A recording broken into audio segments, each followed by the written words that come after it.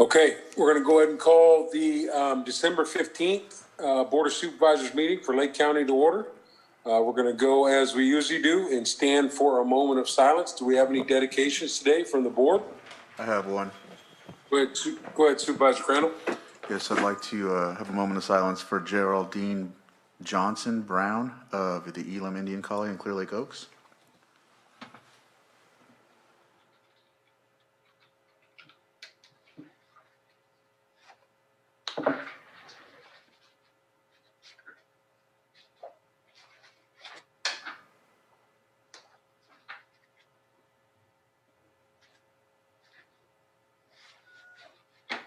Supervisor Sabatier, would you please lead us in the Pledge of Allegiance? Love to. Ready? Begin. I pledge allegiance to the flag of the United States of America and to the republic for which it stands, one nation, under God, indivisible, with liberty and justice for all. Thank you.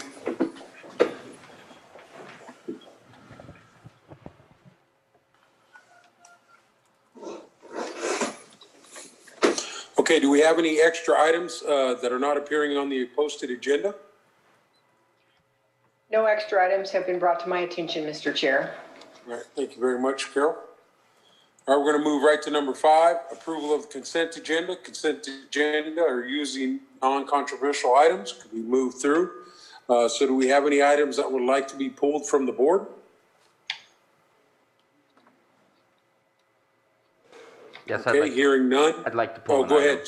Sorry, Supervisor Sabatier, go ahead. I'd like to pull item, sorry, I just switched off the agenda, 5.7, I believe it is, for clarification and discussion.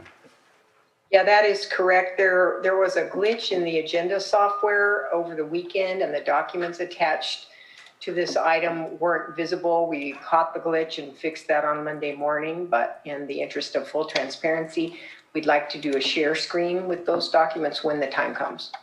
Okay.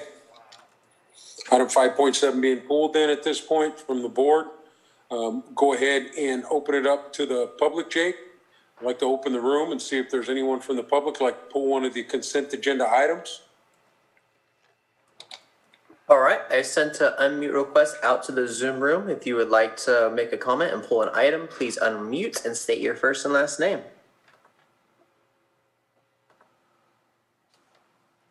You want to do a comment? Please, I apologize. No worries. And when we get to the boardroom, we'll go ahead and call on you. Okay, I don't know which one 5.7 is, but we're here. Okay, Jake, hearing none from the virtual And we'll room. get to that. Go ahead and bring it back to board chambers. Supervisor Sabatier. So there is no public comment to pull a consent agenda item. There's a comment for a future item coming up soon.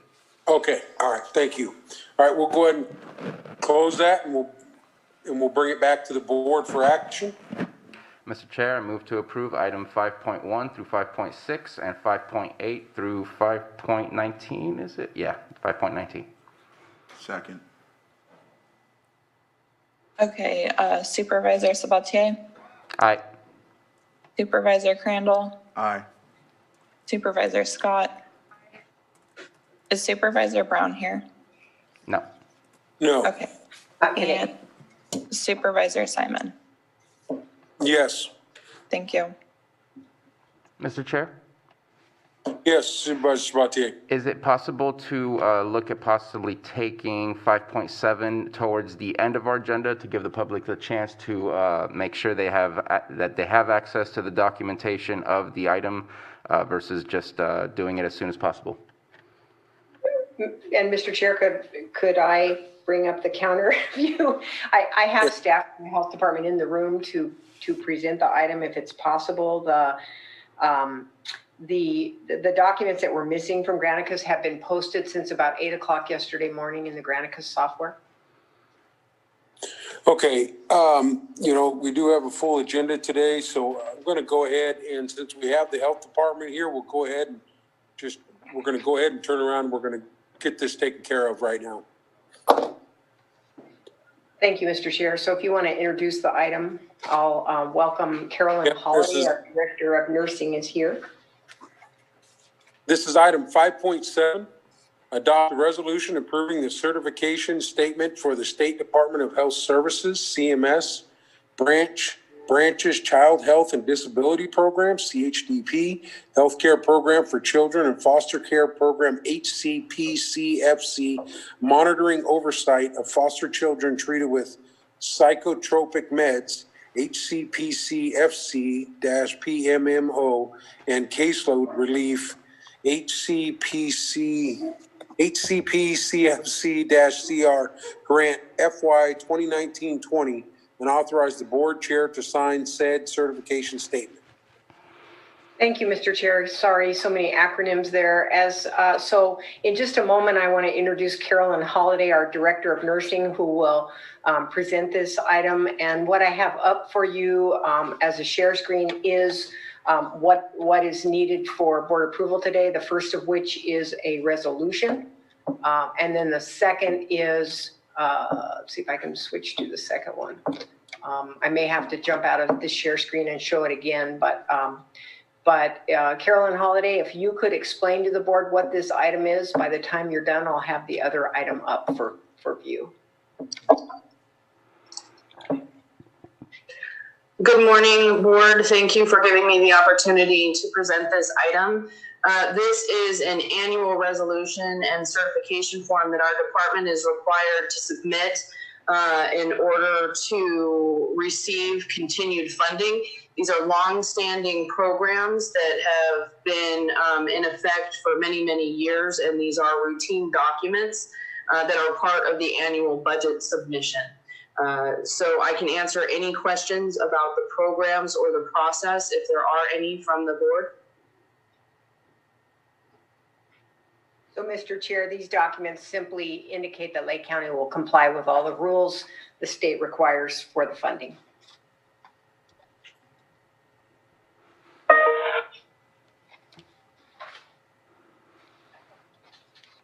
Mr. Chair, you're on mute.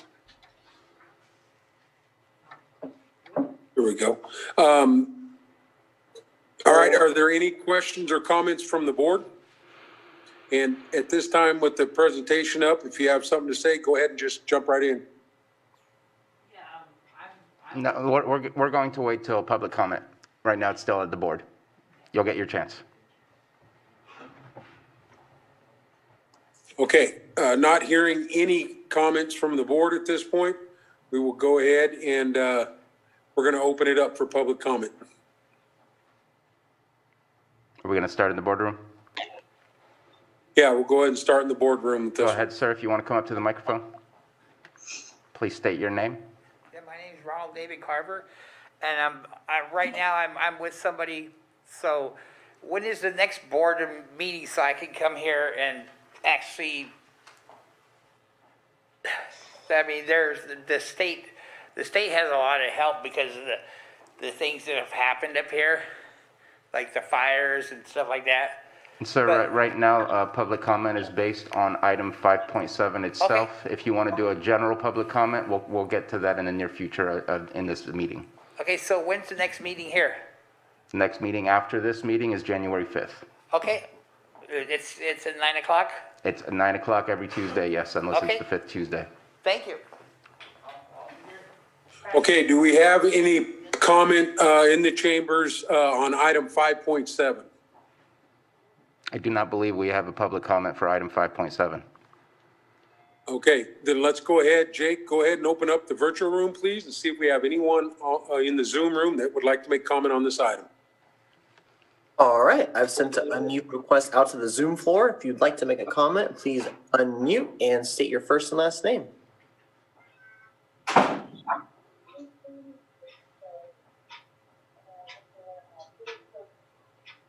And I apologize, Mr. Chair, if I spoke out of turn. That's okay. I thought he had a comment too. So let's go ahead and, all right, Jake, we'll go ahead and close the room up. We'll bring it back to the board.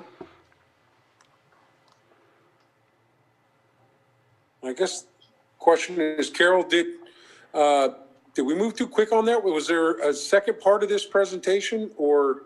No, that's all. Okay, all right. We're seeking board approval, adoption of the resolution and approval of the certification form.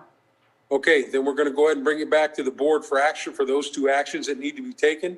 Or any questions or comments? Go ahead, Supervisor Sabatier. So because of the fact that this is a grant opportunity and not a rule change that has a specific type of impact to the public, this has an impact to the services we can offer to the public, I am going to offer the resolution. I know that the timeliness was not perfect, but at the same time, the agenda was out in the right time frame, and the material was out as of 8 a.m. yesterday, so I feel comfortable in moving forward. Then again, I offered the resolution. Okay. Johanna, the resolution has been offered. Okay, Supervisor Sabatier, Aye. Supervisor Crandall, Aye. Supervisor Scott, and Supervisor Simon. Yes. Thank you. And now there's a second part to, for the certification? Mr. Chair? Yes, Anita? No, the first, be it resolved, authorizes the chair to sign the certification after Okay. you've attested that it meets all the state and federal regulations. So you're authorized to sign. Okay, thank you very much, Anita. All right, Carolyn, thank you very much for that presentation. And thank you for everything else you're doing. Thank you very much. Okay, let's move on to item 6.1, our 9:01 a.m. public input. Public input is an opportunity for folks to speak on items that are not appearing on the posted agenda. Do we have any public input in the chambers? Does not, oh, if you have public input, come on up to the microphone. Anything not on the agenda?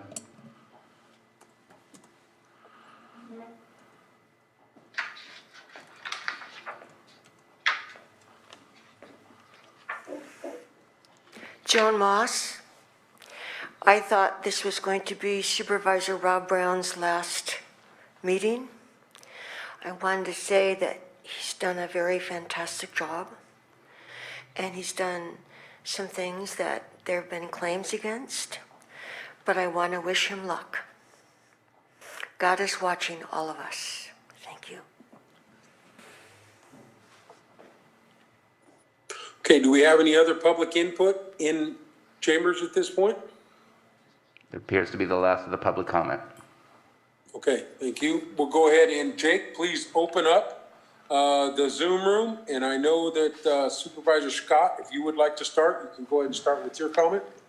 Okay, I have a comment from public. I guess he's been trying to do the e-comments, but has been unsuccessful for the last couple of weeks to get it posted. So I told him I would read it because it's very short. From Rick and Kelly Mather, North Lakeport. We're in our 13th month of waiting for responses from the tax assessor on our appeal. The delay has now affected 2 tax bills. It is straightforward, residential appeal, not rocket science. This inaction is unacceptable to us, and it would be if it was happening to you. Limiting us to only 500 characters for public input only adds to our frustration. In light of the 30 seconds it will take to read this aloud, I would have been, it would have been therapeutic for us to vent more. That's it. Okay, thank you. Jake, let's make sure, we'll send out one more request if anybody has any public input for items that are not appearing on the posted agenda. And that request is out there, so if you'd like to make a comment, please unmute and state your first and last name.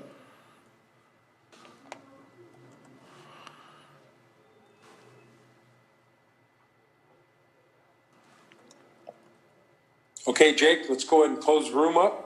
We'll go ahead and close public comment at this point. We'll bring it back to the board.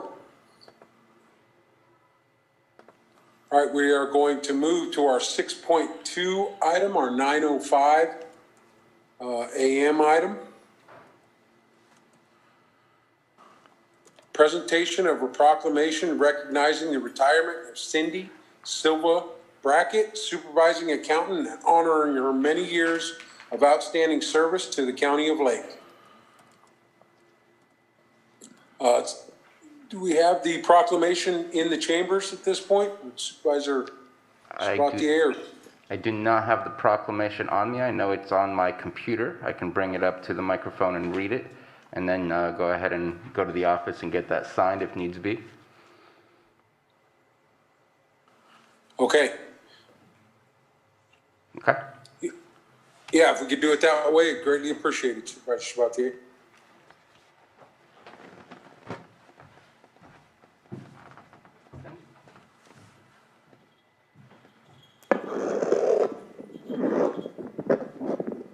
Want to come stand next to me?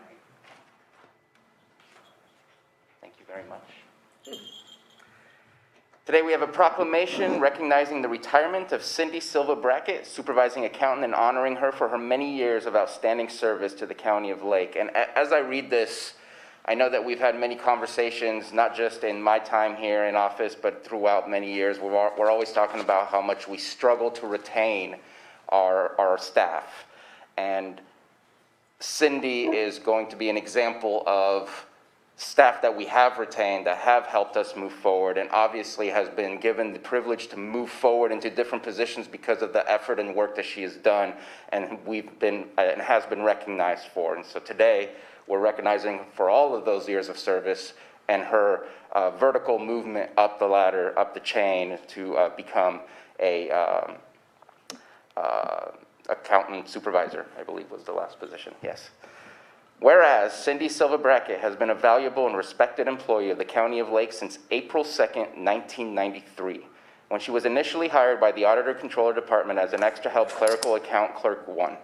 So Whereas, you're not going to be able to get the big screen? I'm not on the big screen? No, I think that was some just interference. I think they got it fixed, Supervisor. Please continue. Whereas, in 1994, Cindy was promoted to full-time accountant clerk 2 and transferred to the Treasurer Tax Collector's Department in 1998 under that same title. In 1999, Cindy began her tenure at the Health Services Department when she promoted to accounting technician. She continued to advance, promoting to accountant 1 in 2007 and accountant 2 in 2009. Additionally, Cindy was appointed by the Board of Supervisors to serve as Interim Health Services Administrative Manager November 2007 through January 2008. In 2018, Cindy was promoted to Supervising Accountant, where she excelled in her role and is respected in the highest regard by all staff and administrators in the department. Whereas, Cindy was integral to the Health Department's conversion and implementation of several electronic record systems, including being a super user of the CMHC, Insight, and Geneva platforms. Whereas, Cindy's depth of departmental knowledge has been a source of reliable and accurate information, which assisted employees of all levels in performing their respective duties, and in doing so, served the public with utmost integrity and quality. Whereas, Cindy's genuine kindness, cooking, and pickle-making talents, that must have been something at the office I didn't know about, infectious laugh, ability to know the answer to any question, annual holiday elf dress, and Christmas hat donning, and overall team spirit contributed to promoting and maintaining employee morale. Whereas Cindy Silva Brackett's genuine attitude and dedication have served as an excellent example to those employees she supervised and administrators she served over the years. Staff of the Lake County Health Services Department applauds Cindy's many contributions, expertise, compassion, and generosity. She will be greatly missed. Now, therefore, be it proclaimed that the Board of Supervisors of the County of Lake does hereby express its sincere appreciation and gratitude to Cindy Silva Brackett for her years of dedicated service to the county and wishes her the very best in her retirement. Cindy, thank you very much.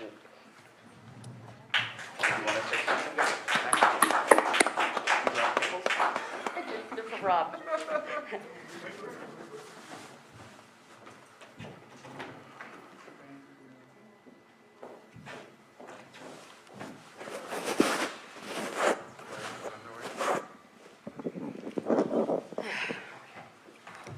Okay. Thank you, Board, for the proclamation. Well, I wanted to start out, this is going to probably date myself, but I wanted to start out by thanking Glenn Walters for hiring me way back in 1993 with only the pear shed, working at Kmart, and being a young mother was my only experience. And I'd like to thank the rest of my fabulous bosses I've had over the years. Mad Dog Judy Murray, Pam Cochran, Kathy Sederlin, John Moore, Denise Pomeroy, and Josephine Chester. They've all encouraged me, supported me, and all that stuff. I'd like to thank Diane Fridley and Maria for their allowing me to be a great part of their election department, and for LCA and the many committee meetings that they allowed me to be a part of. Stay union strong. And then last but not least, my husband and my family. Oh, it's hard. For the late nights and the weekends that it took to get the job done, and all of my coworkers that are my family. Thank you. Oh, yeah. Thank you. And since Rob's retiring and he's not here, these are for him. Famous pickle. Yes.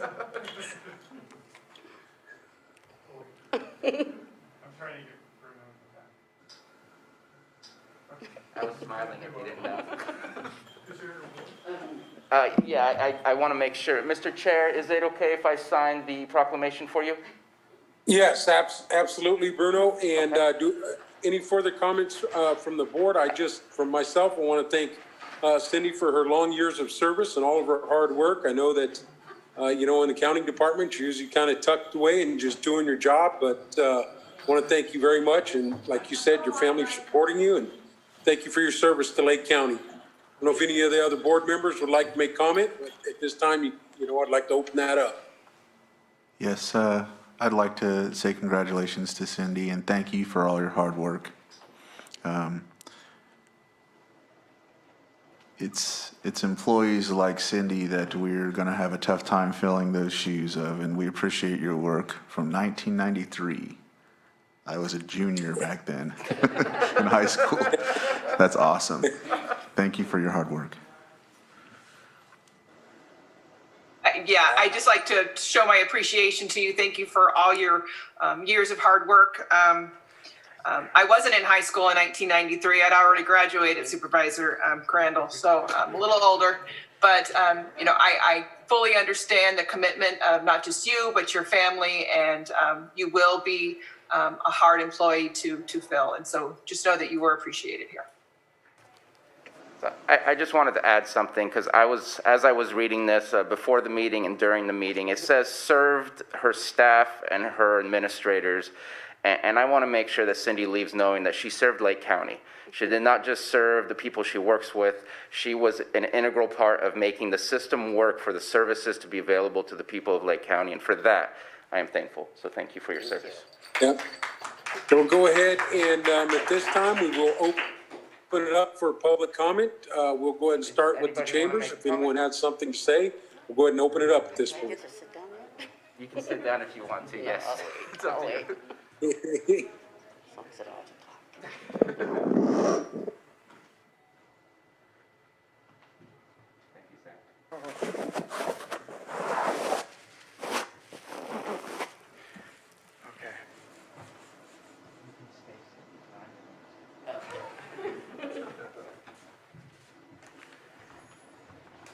Hello, my name is Tony Valdez, and I just quickly wanted to say a few things about Cindy.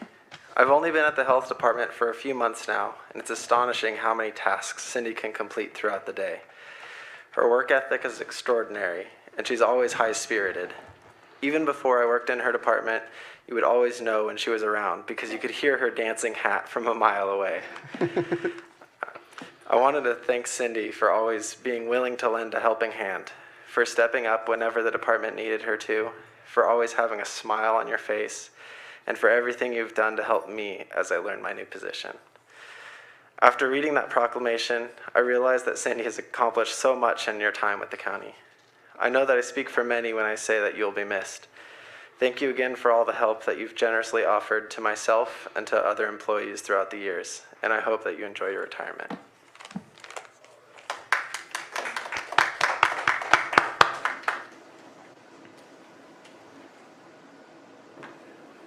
If there are any other comments, once the microphone has been cleansed, please come on up.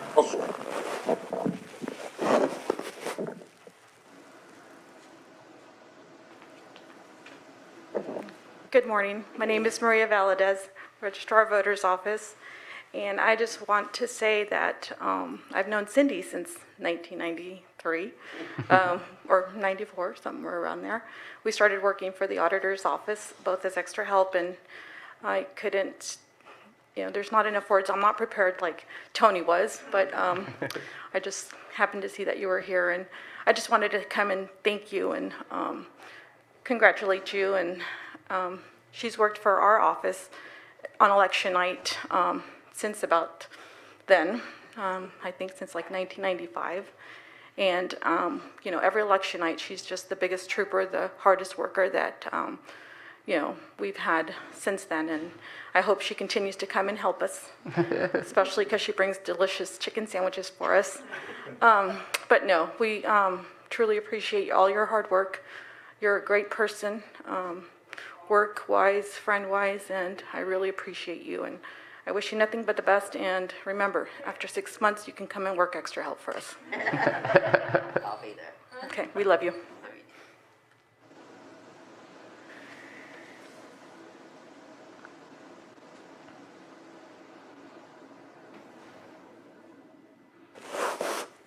Is there any other public comment?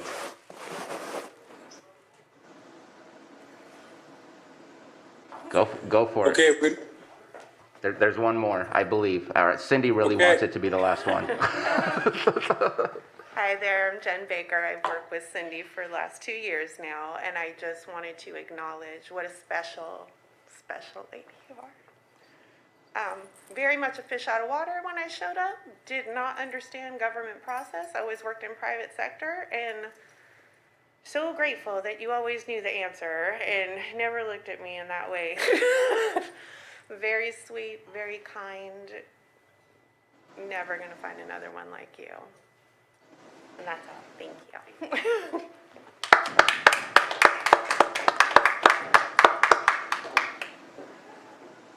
Any further public comment in the boardroom?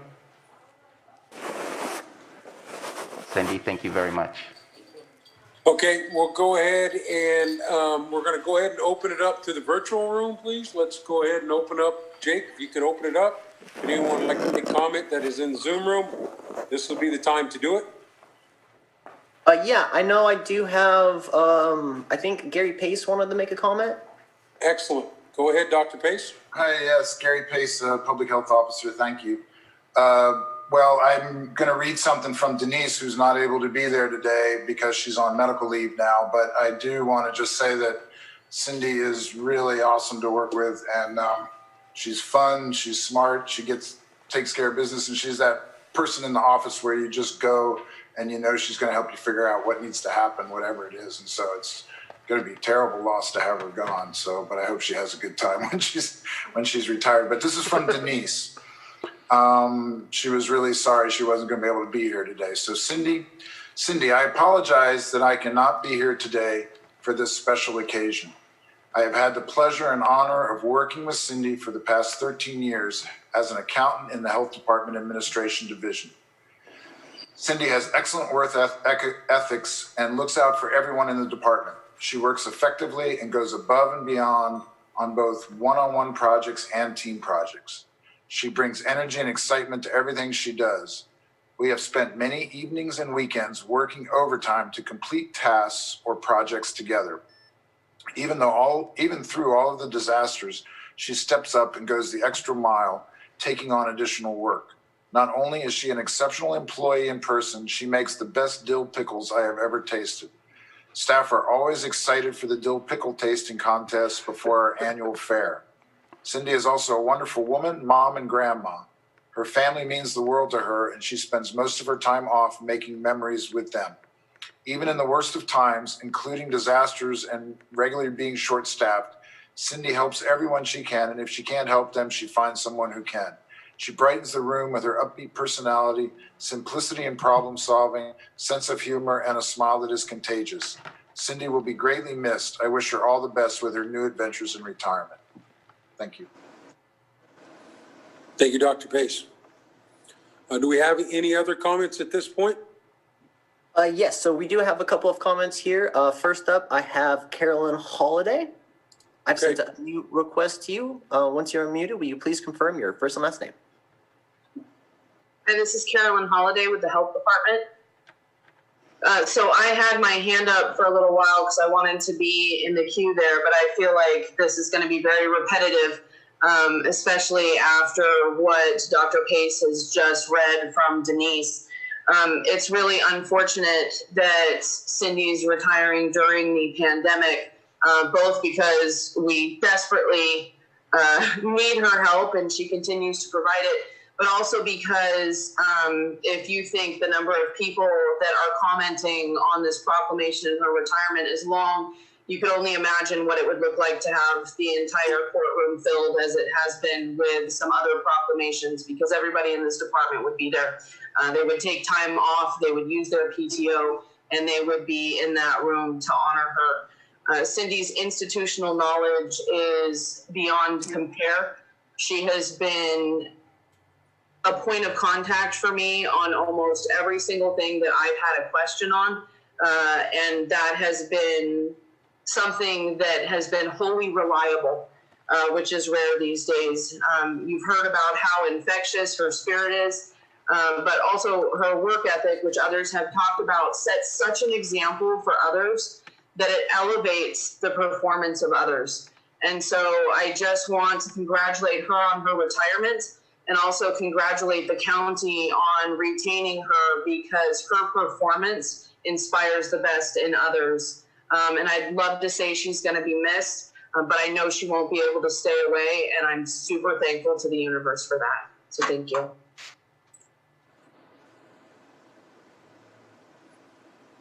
Okay, let's see. Do we have any other public comment? Go ahead. Yes, we have another comment from Gina Lyle Griffin.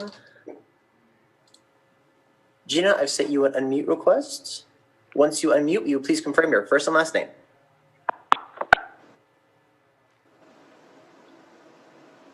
Oh, stand by. It looks like she unmuted and remuted. Hello, Gina? Can you guys hear me? Yes, we can hear. Awesome. Okay. So I just wanted to say about Cindy that she's extremely helpful, always willing, and she is always available no matter how many piles of paperwork are on her desk or how many different computers she has open at the time. She's funny, intelligent, creative, and she listens to awesome classic rock music.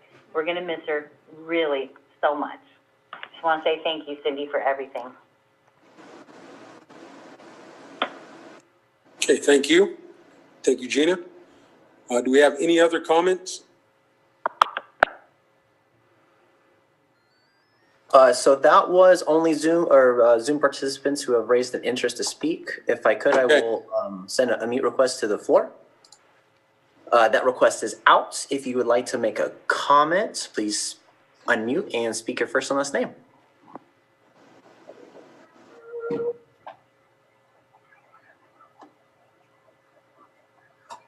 So with that, my name is Jake Rinke, and I would like to just make a comment real quick if I could. Cindy, you're always been a joy to work with, and you're a riot and a half. I enjoy your company when we do get to hang out and work on tickets together. It's always been fun. Enjoy your time off and enjoy your retirement, and I'll see you at elections when you start doing part-time there, or when you work another election with us. Okay, thank you very much, Jake. All right, Jake, with that, let's go ahead and close public comment at this point and bring it back to the board. And with that, Cindy, thank you very much. And Supervisor Sabatier, thank you very much for taking care of that in person in the chambers. Thank you. My honor. Okay, let's move to our 6.3 item, our 9:30 a.m. item, and it is 9:34. So let's move to item 6.3, A, approve formation of Lake County Small Business COVID Recovery Team, and B, appoint Supervisors Crandall and Sabatier to fill the county seats on the team. Supervisor Sabatier. So we had, I had brought this to the board last week to discuss what I felt was a great need, to not look at just economic development, to not look at a very large picture of what's needed, but a very focused need, which is to continue to help and support our local businesses as they continue to have a financial crisis during this COVID-19 times. We know that there is some funding out there that is available already. There may be more.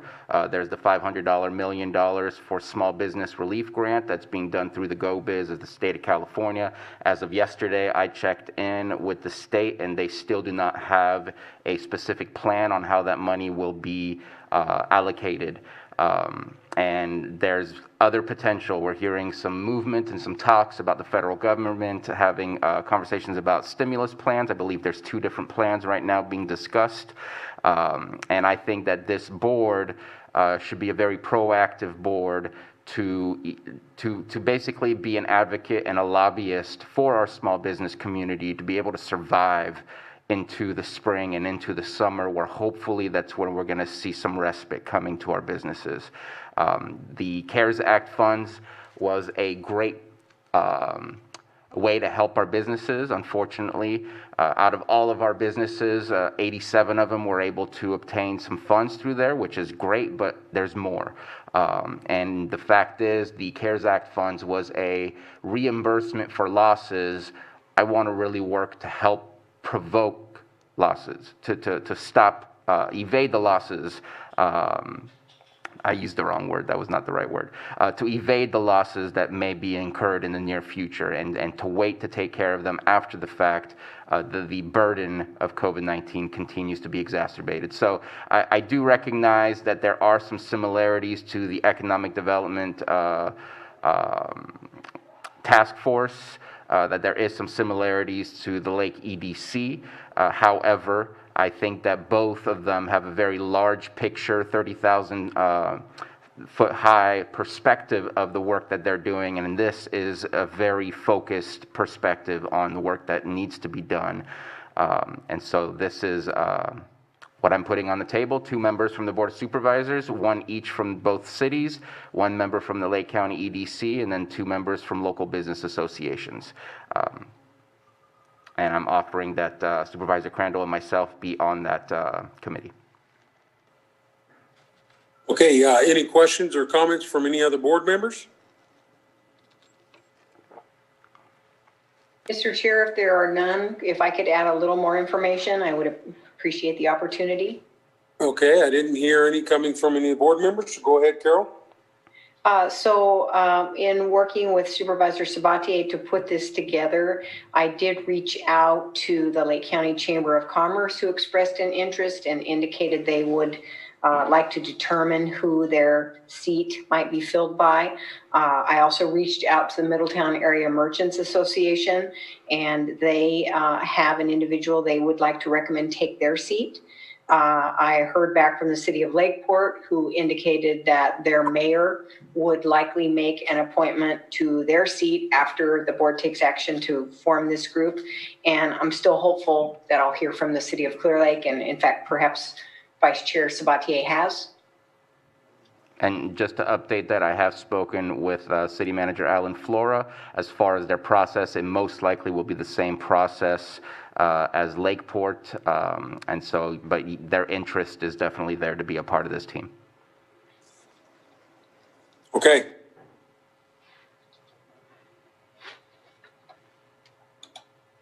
You're on mute, Moke.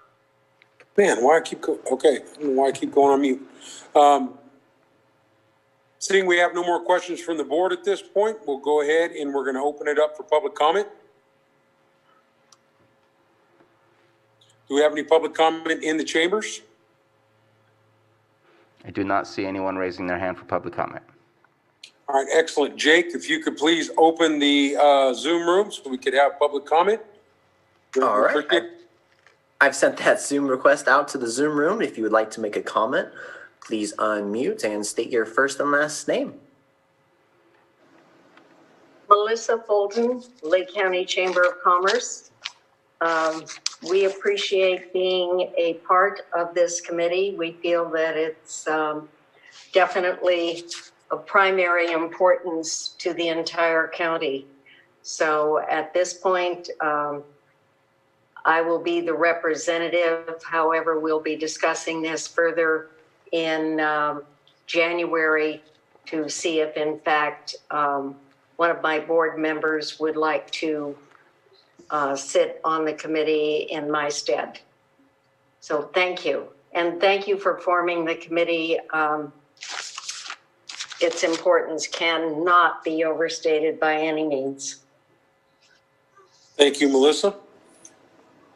All right, Jake, do we have any other comments? I don't see any hands up. If you'd like to make a comment on this item, please do so now. I followed up with another Zoom room unmute request.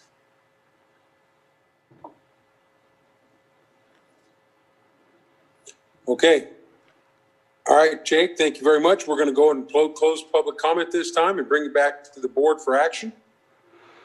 Mr. Chair, I move to approve the formation of the Lake County Small Business COVID Recovery Team. Second. Okay. Supervisor Sabatier? Aye. Supervisor Crandall? Aye. Supervisor Scott? Aye. And Supervisor Simon? Aye. Thank you. And Mr. Chair, I move to appoint Supervisors Crandall and myself to fill the county seats on the team. Second. Okay, Supervisor Sabatier? Aye. Supervisor Crandall? Aye. Supervisor Scott? Aye. And Supervisor Simon? Yes. Thank you. And so, Mr. Chair, I'll work with each of the entities that will be taking the additional seats to secure their appointees as well. Well, of course, Melissa has already indicated she'll represent the Lake County Chamber for now. The Middletown Area Merchants Association emailed this morning to advise that they would like to recommend, let's see, let me get you the name of the individual. They would like to recommend Carol Beer, who is the owner of the Clear Lake Grocery Outlet and a member of MAMA. They would like to have her represent them. And then we'll also await the appointments of Clear Lake and Lakeport. Okay, Carol, thank you very much for that update. It seems like we are a little bit ahead of schedule here. I have 9:42. The next item is at 9:45. May I be able to add something? Go ahead, Supervisor Sabatier. Just wanted to say that I know that Lake EDC had begun some work to provide support for businesses, and they have a list and a survey that was done by businesses, and I'm hopeful that we don't have to start from scratch and that we'll be able to utilize that data and information to get us started on some of our goals. Okay. And Mr. Vice Chair, thank you for bringing up the Lake County EDC. It's my error. I should have mentioned them as well. They are also working on who their appointee will be. I believe they have a meeting tomorrow, so they too expressed interest. So we look forward to including them. Okay. Thank you for all those updates. 9:45 is our next timed item here, and we're a couple minutes ahead, so I'm gonna see if there's anything that could go quickly.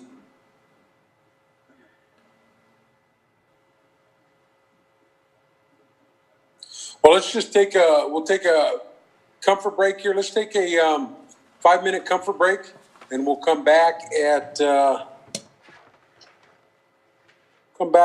9:50. Let's take a 5-minute comfort break.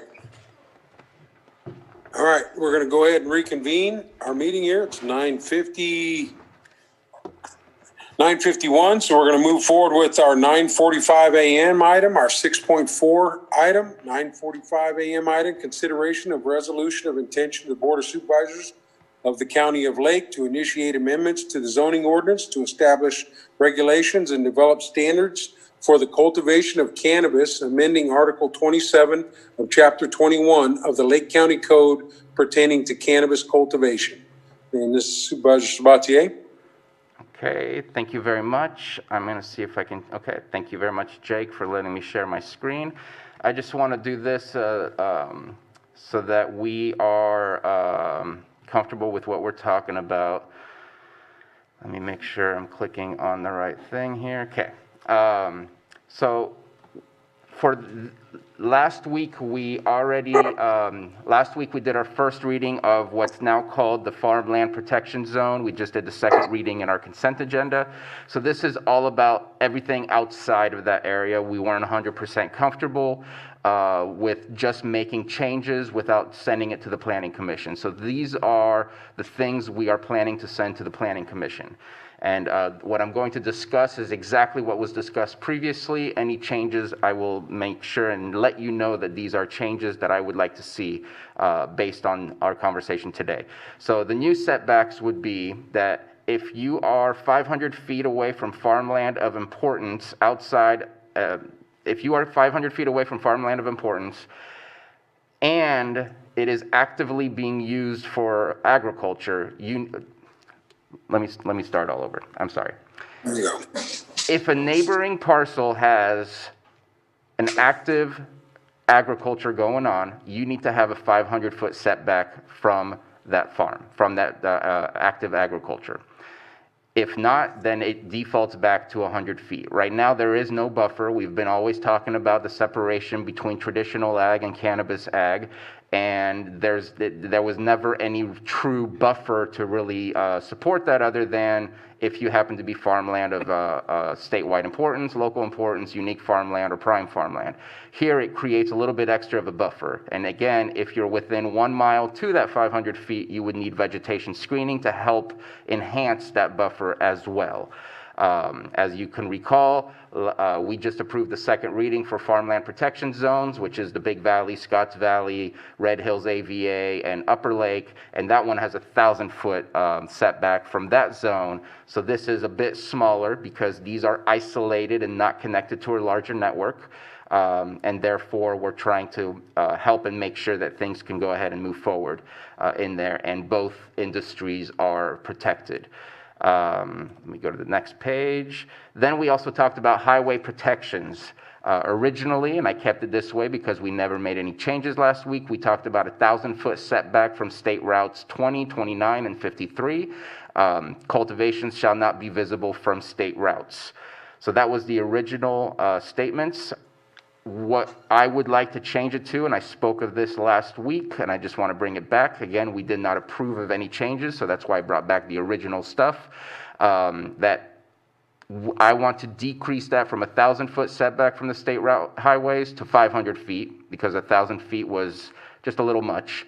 And that if it's between 500 feet and 1,000 feet, then you would put vegetation screening. But the idea that it's not visible from the highway when we have so much varying topography all around the lake, it would be impossible for somebody on a high elevation to be invisible from all highway areas. So the idea is we want our residents, our visitors, our tourists, people driving through, not to have to smell cannabis and not to be subjected to the smell of cannabis.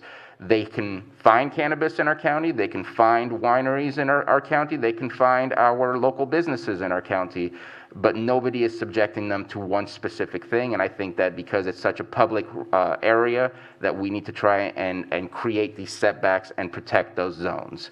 And so again, this came from our committee that brought back the protection zones for farmland. This was some additional stuff we wanted to bring to the Planning Commission to discuss. And again, we'll see what they bring back to us for us to either discuss, approve, or not approve. But that is the total of the ordinance changes that would be submitted to the Planning Commission to discuss.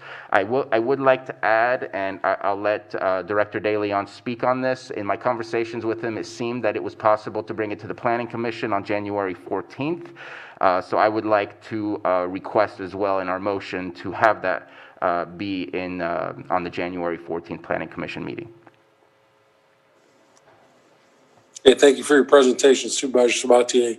I'm going to go ahead and open it up to board members. Do we have any comments on what was just presented by Supervisor Sabatier?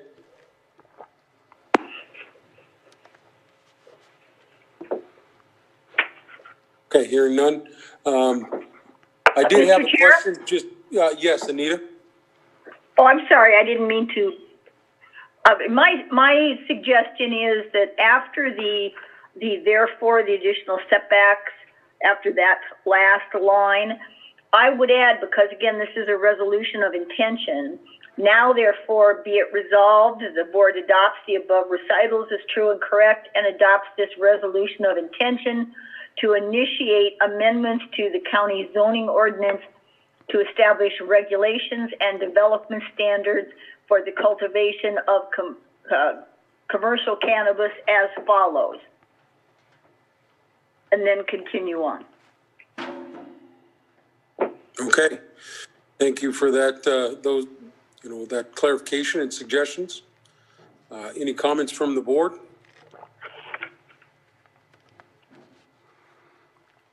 Okay, hearing none. Appreciate, the proposal being brought forward, Supervisor Sabatier. I did have one question, just a clarification question. When you say, vegetation screening, is that going to be, what materials or what is that going to look like? So in the original farmland protection zone, it had a very detailed list of criteria of what vegetation screening was. It needs to be approved by our ag commissioner. We're requesting but not forcing folks to use local vegetation that is conducive to growing well here. And we're also looking for it to be effective in its use, meaning that it would protect potential drift or other issues, dust, to be able to protect the plants. And that's the real reason of why we're protecting these industries is one is being tested parts per billions, can be impacted by the traditional ag that is not being tested to that degree. And on the other hand, we are hearing of the economic impact where, while maybe not scientifically proven that cannabis can have an impact and taint our grapes that are being grown here, economically it is proven that those who are buying the grapes from Lake County are undercutting us if there is cannabis being grown in the area. And so my goal was to protect them as much as possible so that both industries can be successful. Okay. All right, any more questions from the board? And the vegetation screening portion was passed through both the Farm Bureau and the Ag Commissioner before being brought to the Board of Supervisors. Okay. All right. Any more questions or comments from the board?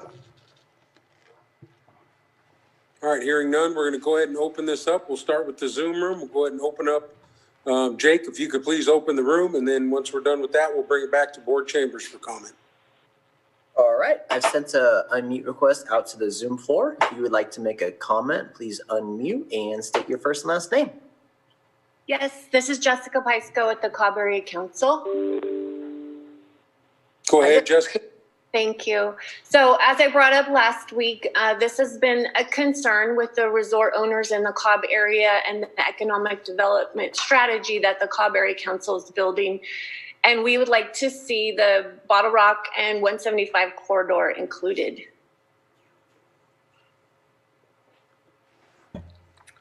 Okay, Jessica, thank you for those comments.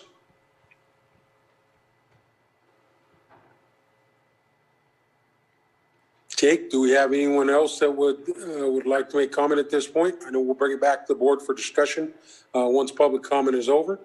Yeah, it looks like we do have a hand raised from Brennan Sullivan. I've sent you an unmute request. Will you please confirm your first and last name? Thank you. Brennan Sullivan, Lake County Farm Bureau. Can you guys hear me?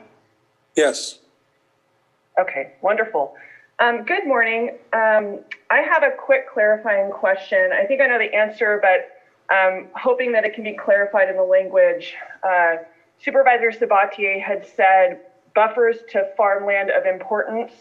And I just want to clarify that that does include all four farmland categories. That would be prime farmland, farmland of statewide importance, farmland of local importance, and unique farmland. And if I may respond to that, Mr. Chair? Go ahead, Supervisor. So in the ordinance that just passed the second reading earlier this morning in the consent agenda, it adds two definitions to Article 38, I believe it is, or 68 of Chapter 21 of the County Code. And one of them is farmland protection zone, and the other one is farmland of importance. And farmland of importance is defined as having all four of those categories. Okay, excellent, excellent, thank you. We do support these buffer zones. The need for mutual protection of both industries is imperative, even outside those main ag zones. The farmland protection zones did clear up the ag-related language in the cannabis ordinance, and we thank the supervisors for supporting that amendment. However, it did open up a number of farmland areas that were previously not open for outdoor cultivation. These areas included like High Valley, Witter Springs, parts of Middletown. Those were already under pressure for outdoor cultivation, so it's fine, but we still need mutual protection of the industries.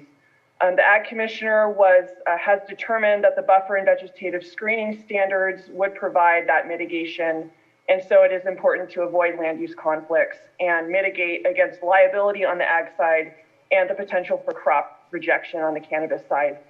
We feel like it's a win-win for both industries. So thank you, and I'm happy to answer any questions. Thank you, Brenna.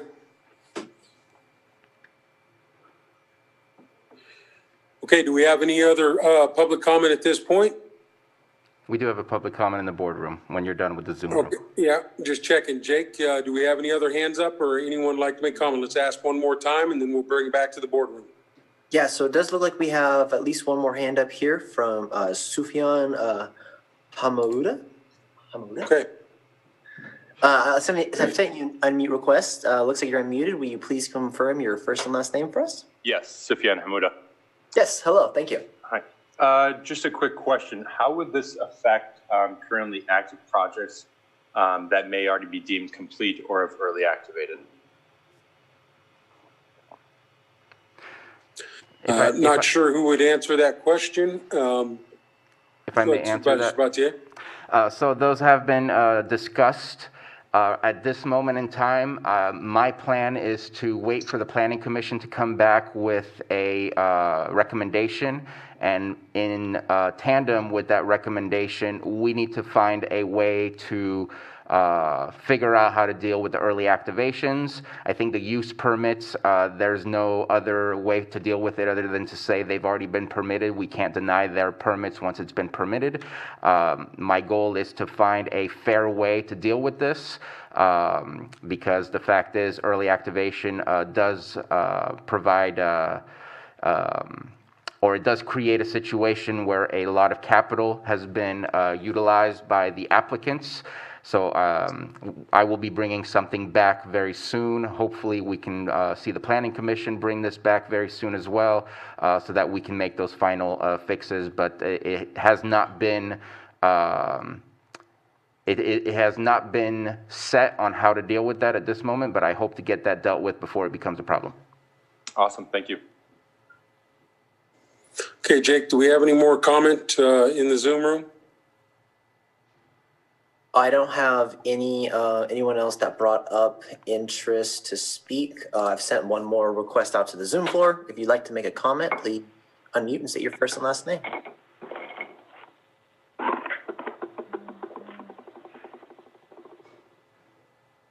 Okay, Jake, hearing none, we're going to go ahead and close the Zoom room. We'll go ahead and bring it back to chambers for public comment.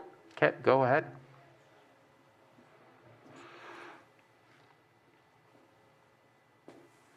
Joan Moss. I want to say that I believe that the marijuana plant is very beautiful.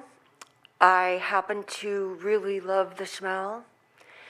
And I'd like to know if Steve Hajic has had a hand in this ordinance and if we've asked his opinion about this and what this has to do between cannabis and hemp. There is hostility, I've heard, in this boardroom between cannabis and hemp. I also want to point out that wine does come along with a Proposition 65 warning. And there is the issue of water. But presently, I believe that it should be checked with the Steve Hajic from the state, who does represent the state of California. And I believe that it's just not us and the Planning Commission, it's the whole state of California. Thank you. I don't think cannabis is an evil that needs to be hidden. I'd much rather see a plant than see a fence. Thank you. That's just my opinion, right? Okay. Okay, Joan, thank you for your comments, and I think we can clarify that Steve Hajic was part of the process in this discussion that's being brought forward. Absolutely. Okay, if there's no more public comment in chambers? There is Yeah, we another will. public comment. We're cleaning the microphone Okay, for the next person.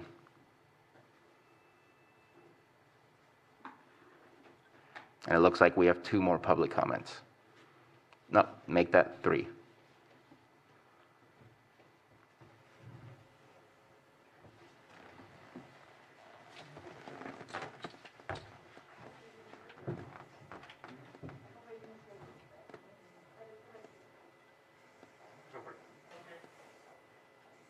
Okay, Michael Wegner, representing Legendary Farms in Rancho de la Fuente in the Big Valley area. Bruno and I have spoken about some of the ways we can go about giving people away moving forward who have been early activated or already have their permits, where these new rules will affect them.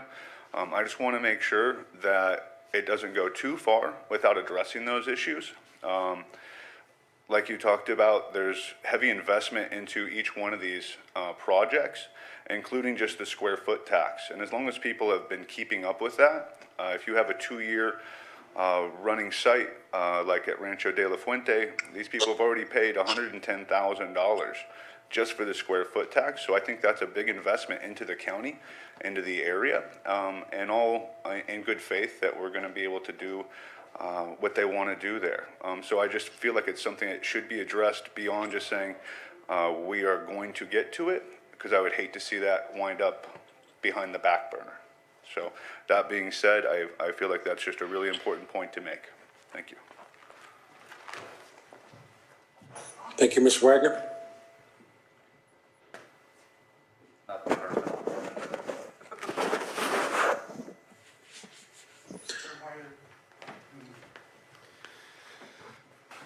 Hello, my name is Frank Perez, and I am the owner of Rancho de la Fuente.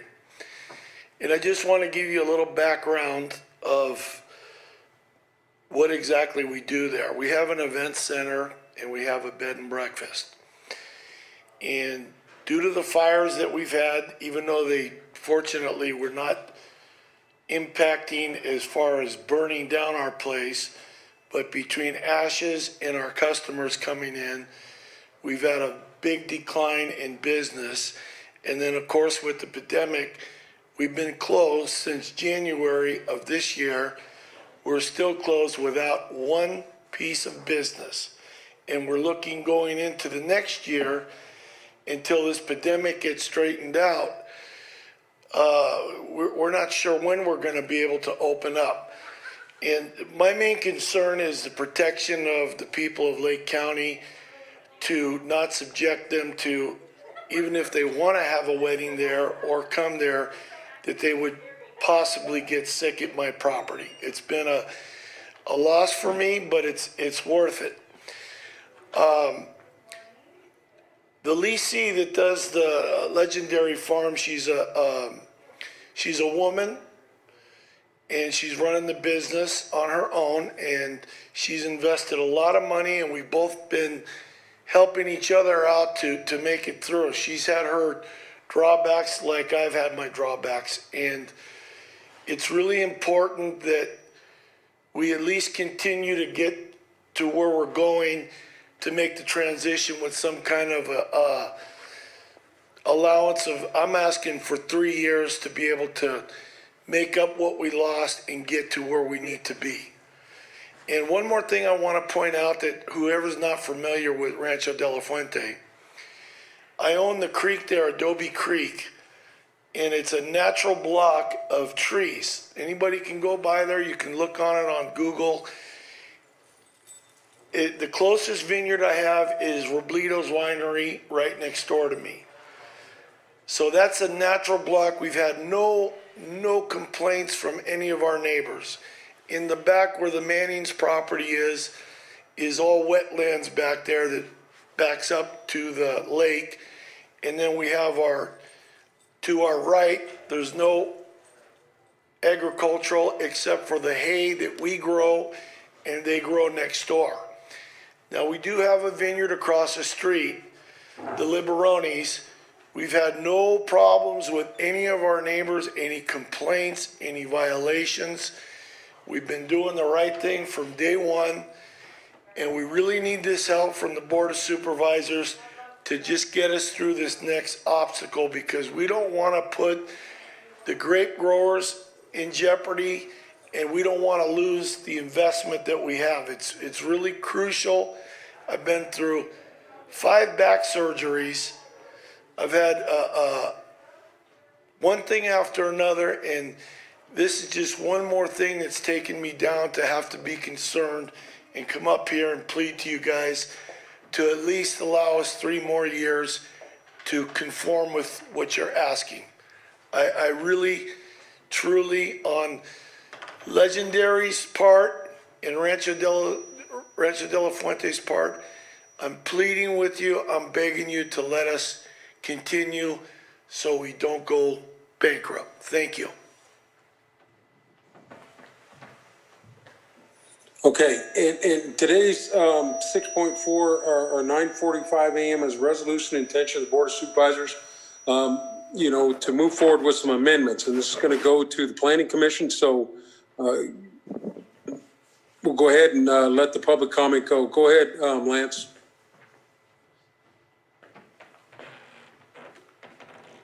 Lance Williams.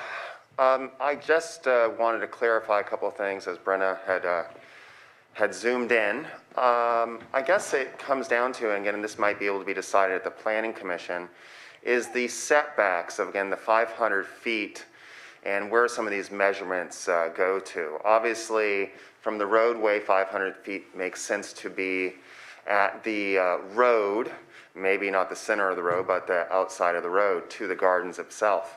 I guess the other question would be, again, 500 feet from farmland of local importance. We talked about this and brought this up with Rob Brown, but again, if someone has, let's say, a lot that is 10 miles in diameter or 10 miles square, and I'm right next to them, again, I don't want to be in a situation where if they're only planting like 9 miles from me, I have to set this all up. So in other words, I think we have to really make sure that if it's done here or started here or done at the Planning Commission, that again, it is from garden to garden is something I think would be very important, because I think that again, there are some very large properties. There are 4,000 acre properties and stuff. And again, how this would affect them should be decided. I also would like to bring up that again, whether it's decided here or not, that Jessica has brought up, and again, we don't see Rob here today, but she would like a protection zone. And the protection zone that has now gone down from 1,000 feet to 500 feet doesn't seem to be too much of something to ask.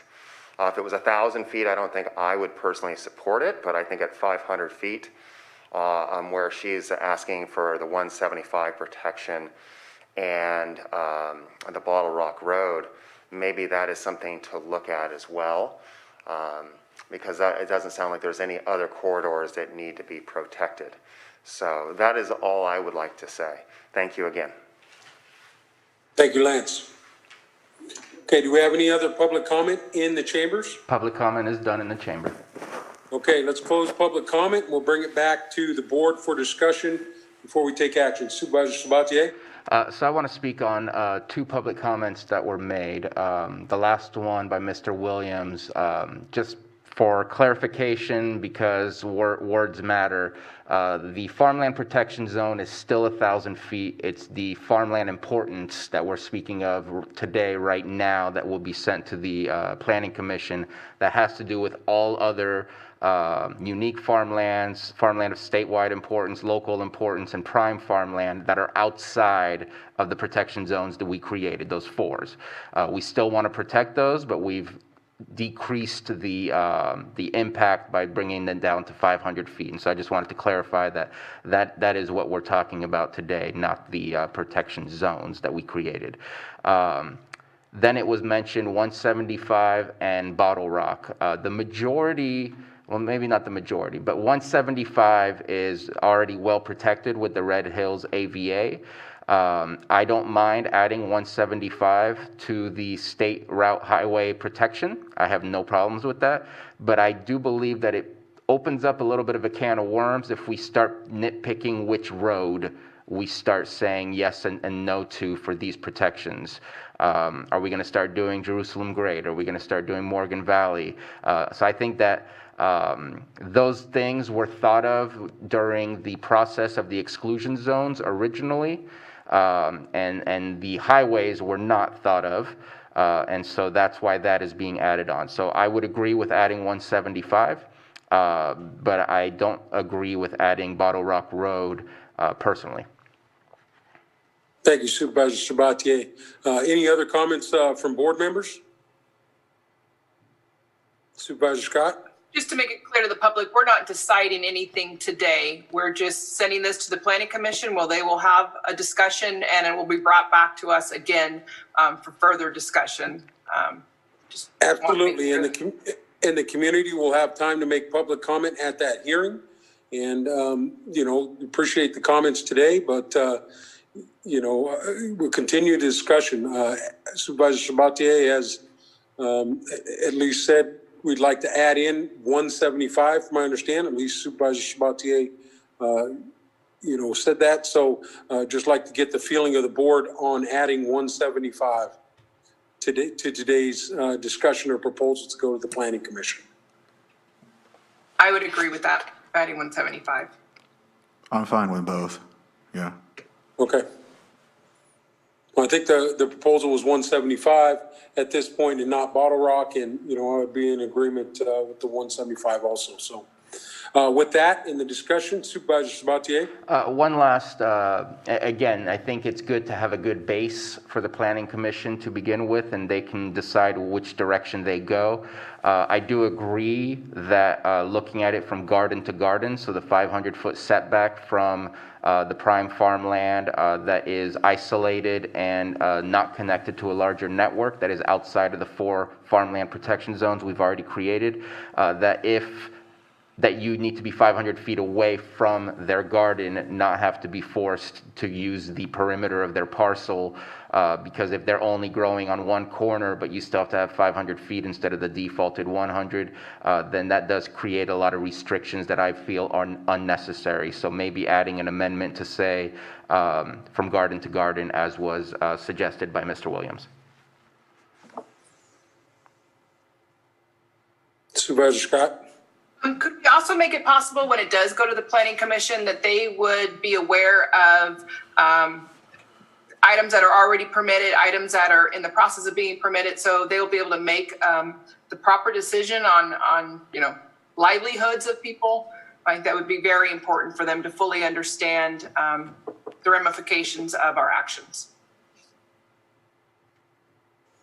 I'm not sure how we would put that, obviously, in writing there, or into the proposal, but if there's any suggestions, I think in agreement, hopefully they're taking all that into account the best that we can, but ultimately everything is, a moving target at this point. So, all right, any more comments from the board? Supervisor Sabatier? I'd just like to restate all the amendments to see if there's a consensus for, or these are in my motion, I'm going to offer the amendments. There was an amendment by Ms. Grant on the wording. Instead of repeating it, I'll just say Ms. Grant's amendment. There was an amendment that I offered to reduce the 1,000 feet setback from the highways down to 500 feet with a vegetation screening between 500 to 1,000. That's part of the amendment. And then there was an amendment to add Highway 175 to the state route setbacks in addition to 20, 29, and 53. And then there's the amendment of looking at the 500-foot setback from farmland importance to be from garden to garden. And so with that, I make a motion to, or is it a resolution? I offer the resolution with those amendments. Okay, Supervisor Sabatier? Aye. Supervisor Crandall? Yes. Supervisor Scott? Aye. And Supervisor Simon? Yes. Thank you.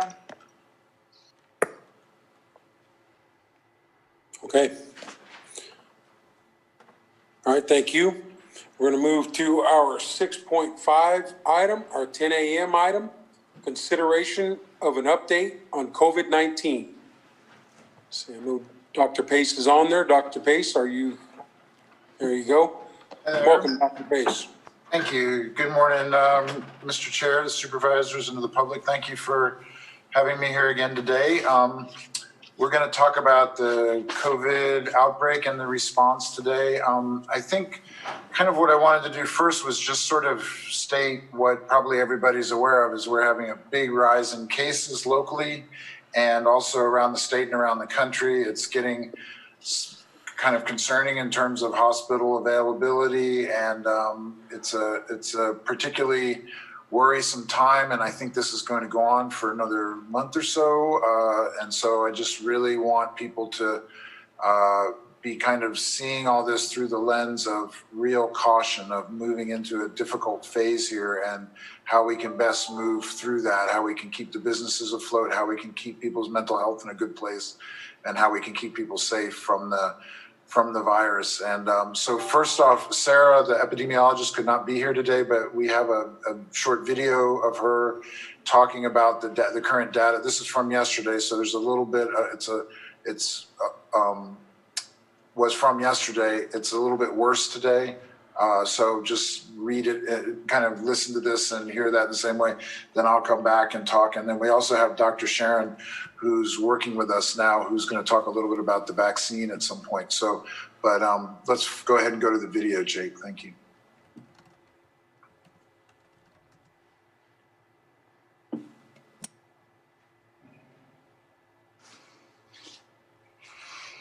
Just going to share a couple slides to update you on the latest at the state and regional level and here in Lake County.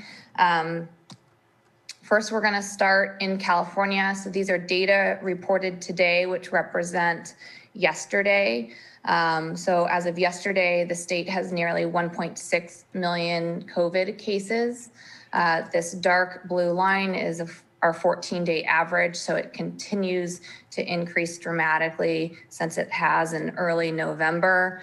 Of note, 14 days ago, when I reported these data, the state had nearly 1.2 million cases. So we've seen 400,000 new cases in the state in the last 14 days. And then hospitalizations lag about 2 weeks after new infections. So here we see this steep 14-day average line of COVID hospitalized patients in the state really start to take off in mid-November and continues to increase dramatically and will until we start to see this line start to bend down. So at the state level, nearly 15,000 COVID hospitalized patients a day. And over the last couple days, we see about 500 or so on average new hospitalized patients due to COVID. I wanted to share the projections at the state level. So this is daily hospitalizations using data from December 12th, about 13,000 COVID hospitalized patients. That's this black line here. And then here are the different projections from different models. And this blue line is all the projections sort of brought together, and it's been tracking pretty well for various metrics recently. And so projecting about 29,000 or 30,000 COVID hospitalizations by January 13th. And on Christmas Day, projecting about 19,000 hospitalizations. So about 6,000 more people in hospitable beds by Christmas. And again, just, you know, there's not much we can do about this number, this Christmas Day projection at this point in terms, these are people who are likely already infected or will be infected in the next couple days. So like Dr. Pace said, everyone's really paying close attention to ICU beds and the number we have available regionally and throughout the state. So we have about 1,400 ICU beds in the state, continues to decline, and we'll continue to see that decline again as that case rate continues to go up. And a couple days ago at the state level, sadly, we had a new high of 225 deaths in a single day in California due to COVID, and this 14-day average, again, will continue to follow our new case average. Here's the projections of ICU capacity at a state level. So on December 12th, about 3,000 ICU patients, projected to about 6,600 on January 13th, and on Christmas Day, about 4,300. And this is about 1,400 more ICU patients, which again is about the remaining capacity at the state level in terms of the number of beds. So if you go here, we have about 1,400 remaining, and by Christmas, we're expecting about 1,400 more people needing ICU care.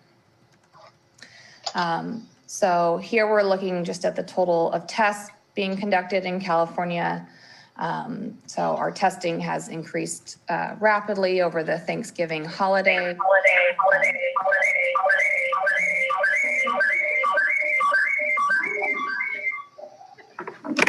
Sorry about that. And also our 14-day average, our testing positivity has increased with this. So this is an indicator to me about how widespread it is in our state and in Lake County, because similar trend in Lake County, we had about 2% positivity a couple months ago, and now we have about an 11% positivity. So that's in part, I think, due to the targeted testing, but also because it's widespread in our community. So let's look at some Lake County data here. The green line is Lake County. We're looking at the daily case rate per 100,000. So for the week ending December 5th, this is sort of the week after Thanksgiving, Lake had a daily case rate of 26 per 100,000. Compared to about the 6% or the 6 per 100,000 it had in early October. We see the California rate at 64, more than twice the Lake County rate. And then the Rancho rate is in orange at 41 per 100,000. And then here's the testing positivity in Lake. I mentioned up to about 11.5% for that week after Thanksgiving. And this is unusual for Lake. Usually we're below the state and the region in terms of testing positivity. I think this is, again, as a result of some outbreaks and targeted testing, but also an indicator of how widespread the virus is in the community. So as of this morning, Lake County has had 1,306 cases since the pandemic began, just 284 cases in the last 10 days, which is a 28% increase.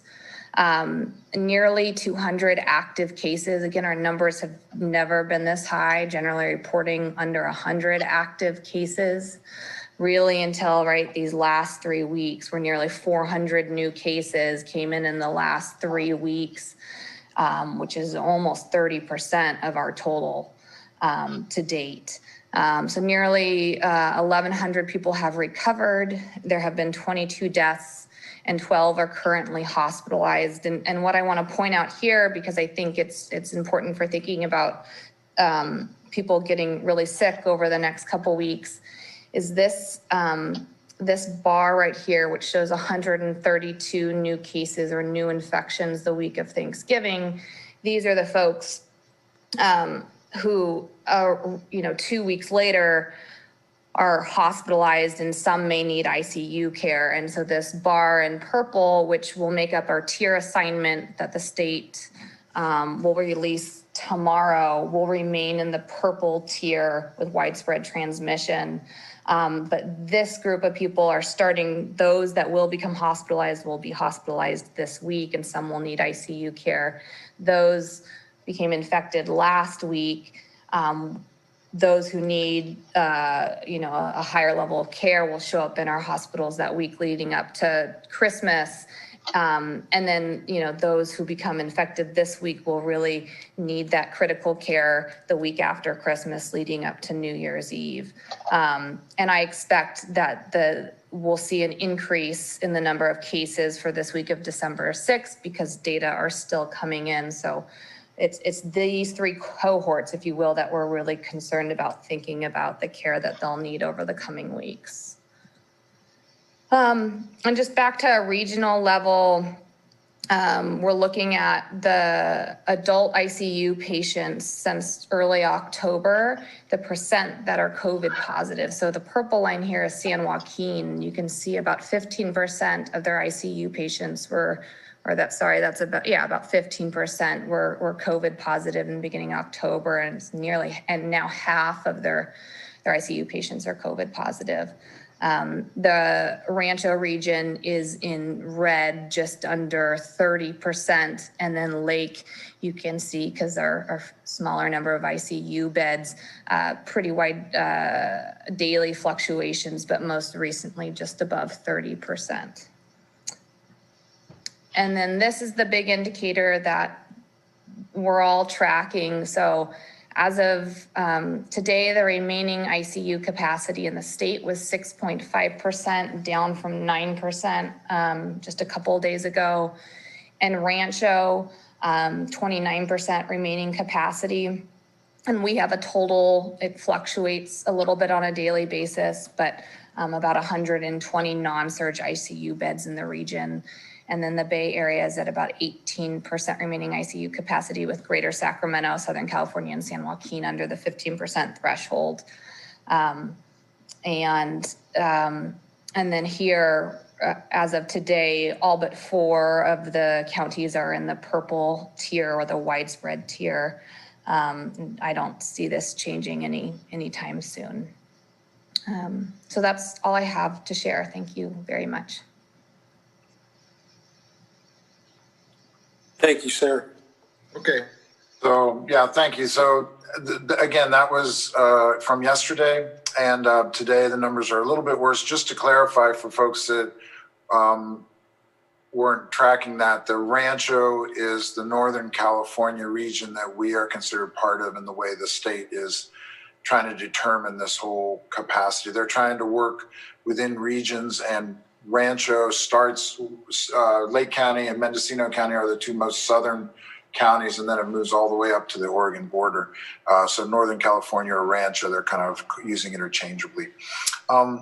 So I think a couple of the key points is, one is that the cases continue to rise without any sign of slowing down. And then a week or 2 later, the hospitalizations seem to be rising as predicted. And then a week or 2 after that, the death rate seems to rise as predicted. If you follow those graphs forward, the state will have the same number of people in the ICUs as there are total ICU beds. So that by Christmas or so, it looks like if things go as they're going, there will be no more ICU beds in the state. I did speak last night with the kind of one of the dispatch people who works over the whole state, and she said right now that there are very few beds around the state where they will accept COVID positive patients. So she's in a situation where they have something like 50 people down in Imperial County, down at the border, who cannot get placed anyplace else. Before, back in July, they got transferred out to other places, but now nobody's accepting cases. And so they're in a tent in a parking lot out there now. These are people that need hospital care. So It's a very concerning situation, and I think it's just important that the board and the leadership and the public understand what's lying in front of us here. So in Lake County now, we have 1,335 total cases since the beginning, 174 are active, 22 people have passed away. The number of cases is up dramatically, as you could see on the graph there. The hospitalizations, we have 10 people in the hospital now, 3 of them are in the ICU, and at this point, 7 of them are local, 3 are out of the county. This is about the same number of folks we had in the hospital as last week, although it's more in county than we've had previously for COVID positive patients. I think that's because we're starting to see the impact of the pressures on the other hospitals. I know in Sonoma County, they are having trouble having access to beds. In Napa County, with St. Helena open back up now, we have a little more access. I also know that down in the Central Valley, where they're basically out of beds, they're backing up there. Adventist is sending some of their patients up to Mendocino County now because they have a pretty good sized hospital in Ukiah. And so they're actually decompressing some of their hospitals in the Central Valley now by using Mendocino County. So, you know, we're in a situation that is kind of a scramble now, and by all indications, it's going to get worse. So the total positivity rate, the test positivity rate, as Sarah mentioned, was 11.5%. The case rate, we talked about all that. So the part of what's happening around the county is where before we were seeing kind of specific outbreaks or places where we could identify what was going on and try to contain it. It's now just kind of everywhere. There's a big outbreak in one of the tribal communities that's something like 80 plus total cases now. So a lot of those people are now off isolation, and it seems like some of that work may have contained it because we're not seeing a whole lot more cases right now. We're doing another round of testing tomorrow. But that's been a concerning scenario. A couple of the nursing homes have small little clusters in them. There's not a big outbreak right now in any of the nursing homes. Several of the schools are seeing clusters around there. Several businesses around the community are seeing clusters. And basically through all the zip codes, through all around the county, there's just a lot of different cases. Partly what's happening is for our response, we're going to have to change our whole approach. People are not wanting to talk to us. They're not really answering the phones. They're resisting us. There's a lot of angry responses when people are trying to do contact tracing and everything. And we simply don't have the people to keep up with it now. So we're actually in a position where we're going to pivot. We are, because the vaccine's coming in, and we'll talk about the vaccine in a little bit. And you know, we've been trying to encourage people to do proper behavior and to stay home if they're positive, or to not go to work but we have businesses that are basically reportedly telling people not to let anybody know they're positive. We have people that are, you know, going out even though they know they're positive, even though they know they're not supposed to, on and on. So we are now in the position of trying to shift to basically do the basics with the case investigation and contact tracing, make sure that people know they're positive, give them written information, and if they want to do it, they can do it, and if they don't want to do it, then we're not going to track them down anymore, and then to make sure the data is good so it's going into the state in a decent way. So we're kind of trying to prioritize that piece and then shift some of our staff to working on the vaccine response, because that seems like we're probably going to have better luck with that. It's kind of sad because up until this point, I think partly why we've done so well in Lake is certainly the people doing what they can to not spread it. But I think part of what's happened is because of the way the nurses have been working and being very hands-on and trying to engage with with folks that are testing positive or that are at risk, and trying to support them in containing it has been helpful, but it seems to be falling apart at this point.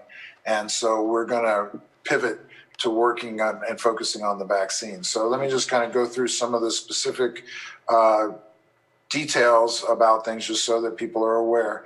The testing is going to continue. The state contract is switching from Verily to a different testing company called OptumServe, which is one that's basically going to be doing the whole state. So It looks like the switch date is going to be December 28th, although we're not positive about that. They're still kind of a little wishy-washy about it. But you will notice a different strategy towards getting an appointment and things like that, starting from that new time. Over the Christmas holidays, so starting next week, the county offices are closed next week, but we will continue the testing on Monday and Tuesday in Clear Lake, on Wednesday in Lakeport next week, and the same the following week, New Year's week.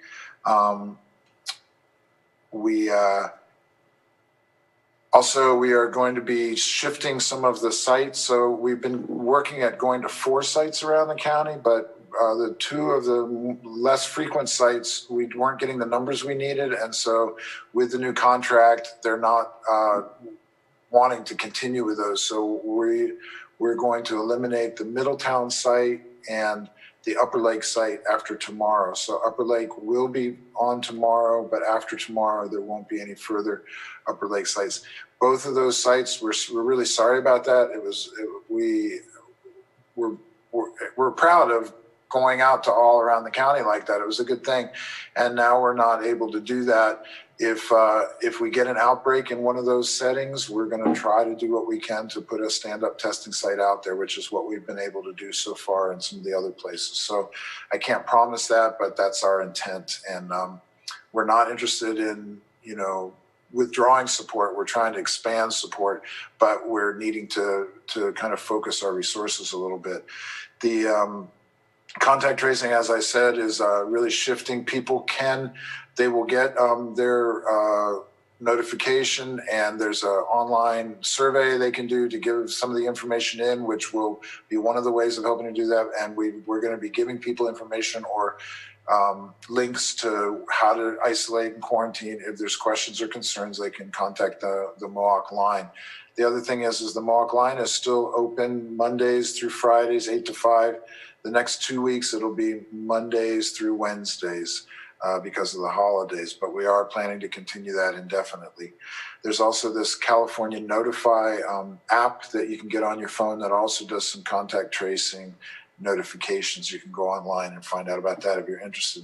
The housing situation is basically unchanged at this point. So to talk about the surge cases, this is part of what I've been kind of laying out the data for, but this is, we are concerned about what we're seeing and what may be coming in the coming weeks.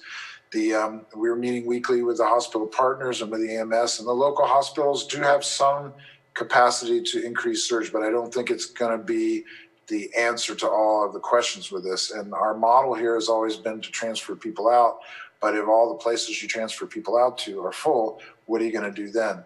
The state is trying to stand up 80 more ICU beds in Northern California, 20 in Chico, 20 in Marysville, 20 in Redding, 20 in Shasta, and they're also trying to support other people to do it. These are actual ICU beds. They're not up yet, and are they going to be able to find the staff? I don't know. They're scrambling as fast as they can to try to do this. Again, other counties are in worse shape than us, but we are probably not too far down the line from that. The other thing is the sleep train pavilion in Sacramento now is open for 10 beds. They're having trouble getting enough staff, but they say they're going to be able to open as much as 200 beds there as a step-down unit from the hospital so that we can decompress some of the hospitals. There's also some plans in place. So, just to let you know what my days are like, we're trying to meet with different partners around the community about how to set up transportation. So if we have to move 10 people down to the sleep train, we don't have 10 ambulances to do that. So we're trying to set up some through the transportation partners in the community to see if we can get something going with that. If the ERs are getting filled up with people that are COVID positive, is there a way to redirect some of these patients that have to go, that need to get care, but they would typically go to the ER, but that they could go to some of the clinics. So we're trying to set up these sort of models of how to do care differently from the way it's always been done because of the concerns about what we see coming. people like to talk about enforcement. They have a lot of questions about enforcement. Craig came in last time and spoke a little bit about the way we're doing it. The compliance officer jobs have been posted now, so we'll see if we get some interest in that and see what we can do with that. They're going to need to get trained, so it's going to be a little bit of a while. And again, you know, this is so widespread at this point that having 2 part-time compliance officers is probably not really going to change things very much. People are pretty much at the point where they're going to do what they're going to do, and we're going to be rolling with the consequences of that, I think, at this point. We really encourage people to keep taking those safety precautions that we've been talking about all along, and if there's any question about that, we can connect you in. So the disparity issues that we talk about sometimes, the 2 RFPs for services and outreach and communication with the Latino community and with the Native American community. Today is the last day of the to apply for those positions, and we're trying to get some community partners to help us reach these communities that have been the hardest hit. The statistics are changing a little bit. The Latino community was at about 50% of the cases, and now it's down to about 35%. The Native American community is rising a bit because of this big outbreak, I think. But, you know, again, it's these are typically communities that are reluctant to engage with the medical system and with some of the typical services. And so we're really trying to develop some other services to reach out there. So then the vaccine is started. It's in California right now, and maybe so Molly, if you can get on here, Dr. Sharon is going to give a little update about this, and then I'll come back and finish up, and then we can answer any questions at the end. So go ahead, Molly.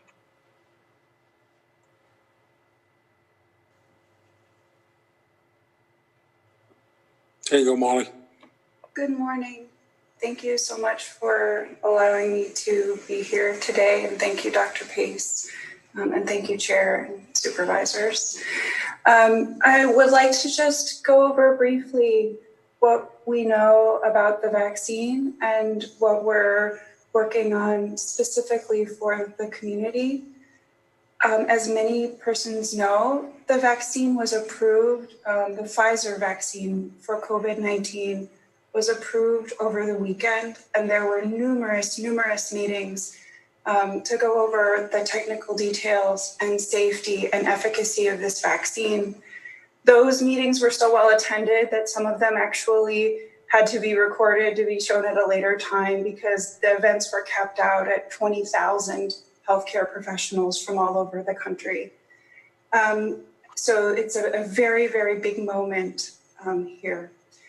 What I think is really important to recognize is how protective the vaccine is, as well as how hearteningly safe the vaccine is. We will be receiving 975 doses later this week, and those will be distributed to healthcare workers first through a very specific tier plan in order to protect the community. Those 975 doses are paired with the second one. So we do not need to only give half of them now.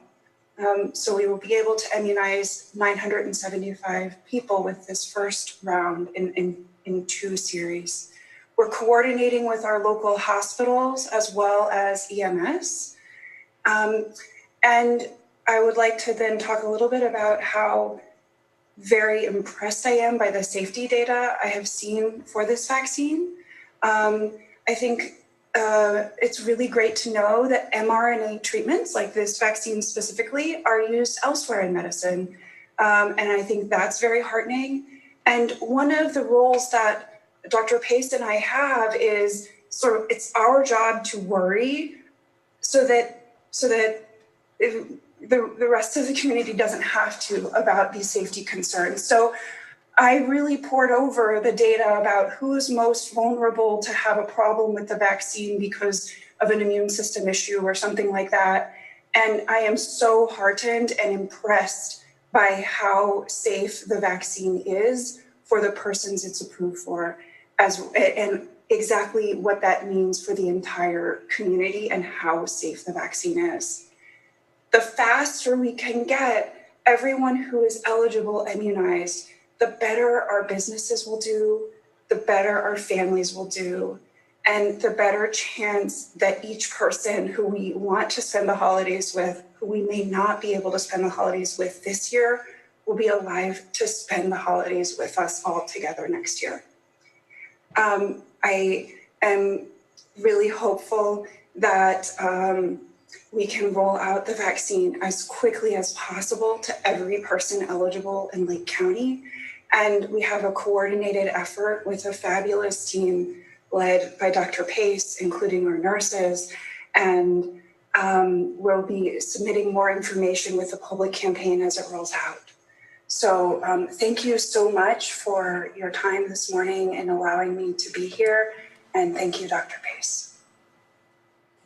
Great. Well, thank you, Dr. Sharon. Very good. And yeah, so I mean, we think the vaccine is coming in this week. We're hoping it comes Wednesday or Thursday. We have agreements with the hospitals, and we're going to try to get that out as soon as we can. The hospital workers are the first ones to get access to it, then the EMS folks, and then the nursing homes. So we'll just kind of work through these tiers.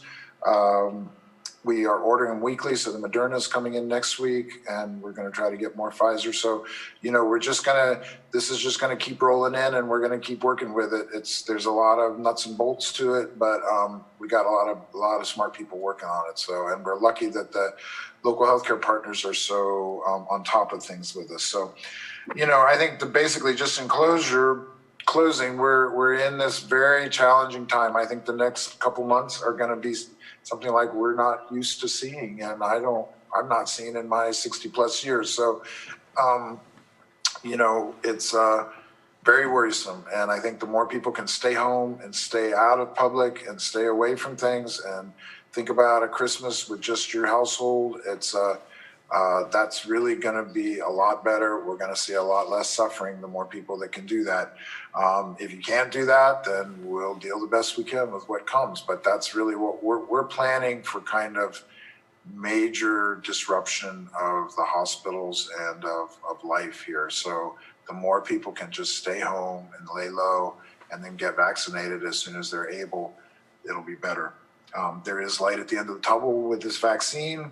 And so, you know, I think this winter is going to be tough, but next year, starting with spring, late spring, summer, we'll start getting back to some normality. And so I think that's it for now. Thanks. Thank you, Dr. Pace. Thank you, Dr. Sharon. Okay, let's go ahead and we'll bring it back to the board. We'll go ahead and start with, I see we have two hands up. We'll go with Supervisor Crandall, and then go ahead, Supervisor Crandall. Yes, I had a question about the vaccine.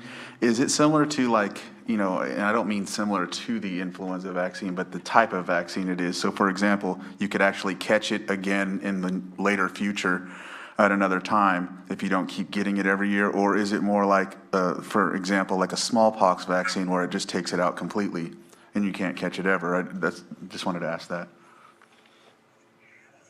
The answer to your question is that we actually don't completely know yet because COVID is so new. So that is actually something that is going to be continually looked at. But what I will tell you is that there is no doubt that getting the vaccine is more protective than getting COVID. So if somebody gets COVID, they are more likely to get COVID again than somebody who has never had COVID and got the vaccine. Got it. So that is a really important distinction, in my opinion. Does that make sense? Yes, thank you for that. And I was also wondering, what is the likelihood of other folks from different counties that are getting sick coming to our county, as our sick folks have went to other counties during the situation right now? So you mean in terms of hospital transfers? Yes, sir. Well, both of our hospitals are called critical access hospitals, so they're considered kind of like the entry point in. So it's very unusual for the transfers to go the other way. I know there was a lot of activity on social media over the weekend about a situation, but that was not COVID related, and that wasn't really what we're talking about here. So, it's certainly not impossible as things fill up around the county, around the state, if we have some beds that they might come in. They often ask, do we have available beds? And we rarely do. So, or we only have one or two and we need to keep those. So we shouldn't, I don't expect to see a huge influx of people coming in or filling up the beds here. I was surprised to see that Adventist was using the Mendocino Hospital as a transfer site, because that's not a whole lot of capacity over there either. But that just shows how that they really felt the need to get people that level of care. So I think the short answer is probably not very likely that we're going to see much of that. Maybe a little bit, but not much. Thank you, Dr. Pace. That was my intent, just to kind of clear that up, or to just give it an explanation of how things work in that capacity. So thank you. That's all I have. Thank you, Supervisor Sabatier. Thank you for the update, Dr. Pace and Dr. Sharon. I appreciate the question from Supervisor Crandall. I had the same question. I thought I knew the answer, and the answer is what I expected it to be. We just don't know. We don't have all the information, just like we've been learning as we move forward about COVID-19 and how to deal with it, or what its symptoms are, or who is being most impacted by it. We're going to learn the same about the vaccination as we move forward. I did want to add something that Dr. Sharon didn't say, and please correct me if I'm wrong, but listening in to Governor Newsom's press conferences and also being on the phone with the state every week, the state itself has a vaccination task force that also reviewed all of this data. So not only did it go through the FDA process and also internal Pfizer process and Moderna process, but it also went through a team of talented individuals who know their stuff when it comes to viruses and vaccinations, who also made sure that it would be safe to bring it into California. Seeing that we have 40 million people, I think that it was the right thing to do, and I believe it's what we do all the time anyways. It's not just specifically for COVID-19 vaccination. I think this is a typical verification process that the state does with any incoming new vaccinations, and so we also have that level of data to state that it is safe to utilize. So I just wanted to add that make sure that people are aware, and as some people have seen, I'm sure everyone has seen that there are people that it's not going to be appropriate for. I think there was some people in England where, because of high allergies, they had a reaction to it. So nothing is 100%, but the fact is it's a very, very high percentage, and it does help. So let's make sure we understand that it is a very positive thing. 975 vaccinations. I'm glad to hear that it's not split in two. I had intended, my belief was that it would be split in two, but that it's 975 and it includes the booster, so that's good to hear. You talked about the tiers of healthcare workers, EMS, and then you said skilled nurse facilities. And that's where we've been seeing our greatest impact as far as the virus really harming our community. That's where we've seen our most deaths. Will 975 vaccinations allow us does that provide us the right number to be able to at least get an impact of vaccination in our skilled nurse facilities, or how tight is that? Is that gonna, what's the possibility that we can make sure that 975 can help cover some of those facilities? Because I'm sure that not every individual in those facilities have been a positive case of COVID-19, therefore still have the potential to be in case it comes back in those facilities. And we know from experience, because it's a congregate living, they're very medically fragile, that it's just not a good situation. So what's the possibility that 975 vaccines will have a positive impact for skilled nurse facilities? Well, so I think the bottom line is the supply and the demand are not going to match up all that well. And we're going to have more demand than we have supply is the concern. And the way we're going to do it is we're going to walk through the tiers. We're going to address the local hospitals first and try to get everybody that wants to get vaccinated there, and that could be in there because it's so important to keep the hospitals up and running and staffed. And then the same with the EMS folks. With the nursing homes, they all have partnerships with pharmacies, and so it wasn't exactly clear when those shipments were going to start coming through the pharmacies, but now it looks like they're going to be arriving in the week between Christmas and New Year's.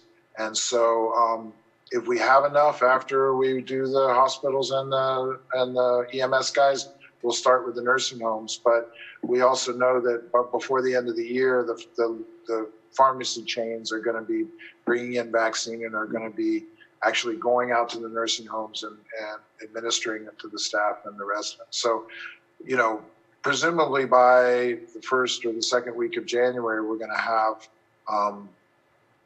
most of the folks in the hospitals, most of the EMS folks, and then the nursing homes at least have had the first round of the vaccine. Okay, I appreciate that answer. And also this morning on my way to work here, Moderna was approved, at least for their first approval process. I believe they have to go through a second and final approval process later this week. Do we have a number of what kind of vaccinations we might be receiving through that vaccination? Do you want to answer that, Molly? My understanding is that our first shipment pending approval is going to be for 100 vaccines from Moderna. They come in packs of 100. And what happens is the state has these, since again, the supply and the demand don't match, they're having they get a certain amount coming in, and then they just have this sort of calculation on which counties get how many based on the number of healthcare workers, et cetera. And we're going to keep ordering every week based on whatever our allotment is, and we'll get it as soon as we can. The other thing with the Moderna is that one's a lot easier to work with. There's smaller shipments, and it doesn't have the same super cold requirement. One thing important, just to say this publicly, is if you get the Pfizer, you need to get the Pfizer as your second dose. You can't switch them. And if you get the Moderna, you should get the Moderna as your second dose. So whoever's out there listening, if they go ahead and start the first vaccine, we don't think there's a significant difference between the two. So it's, I think it's, just important for people to know that whatever one you can get, go for it, but then you have to get the same one a second time. Okay. Thank you. Okay. Thank you for that clarification too, Dr. Pace, because I know there are a lot of questions coming up, but I really appreciate that clarification of if you start with one vaccine, your second follow-up is going to be with the same vaccine. So appreciate that. I appreciate all the information given today. Really just want to follow along with your message of do what you can over the next couple of months here, being as safe as possible. We've done a great job in Lake County, all of our businesses, folks just doing what they need to do, and we just need to continue that until some more widespread vaccine can happen. So it is going to be critical. Appreciate all the hard work in your department, Dr. Sharon, all the health department workers, even our one that retired today, on all the work that's been done. And it's crunch time right now. And please just do what you can to protect yourself and your families. We just need to continue that while we work through this process in this pandemic. Supervisor Scott, I don't know if you had any comment. Go ahead. I don't have really any questions for Dr. Pace and his team. I just would like to thank him for all this hard work and all that overtime. And just to make the public aware, you're talking about ICU beds and for COVID patients. And, these ICU beds are for anybody going in for any medical condition. So when they're full, they're full. And I believe that's when we saw the death rate go up in New York City, is when they weren't able to provide the care that they needed because they were overwhelmed with patients. And I know it's been said, well, they can just add more beds. And like you pointed out, they can add more beds, but then you don't have the staff to staff them. So like Supervisor Simon said, this is the time to make sure that you're doing everything right, not just to protect yourself, but to protect the community. We really need to be making every effort we can because we're seeing we do not have the beds in California. And I'm just worried it's going to get to a point where we need to send somebody out of county and we're not going to be able to find a bed for them. And I would just hate to see our residents suffer because we weren't doing everything we can to protect our community. So just thank you, Dr. Pace and your team. Okay, if there are no more questions or comments from the board, Supervisor Crandall? Yes, I did. Just speaking of extra beds or different beds, in regard to the sleep train center, Dr. Pace, was that 10 for just Lake County for beds, or is that statewide? No, this is part of the state's surge planning. So they've got a few things down in Southern California, but the resources that they are putting in place to help us. So it's for basically anybody who needs it. So the sleep train is kind of in the middle of the state. And so certainly those folks will be coming up from the Central Valley or whatever. And then the 80 ICU beds that they're supposedly going to get, they've been talking about this for a little while, but apparently they're not up and running yet, are there's none that are reserved for Lake County. So it's whoever, first come, first served. Thank you. Okay. Any more questions from the board, comments? All right, we're going to go ahead and open it up for public comment. Jake, let's start with the virtual room. Let's go ahead and open it up for public comment. All right, I've sent a mute request out to the Zoom floor. If you would like to make a comment, please unmute and state your first and last name.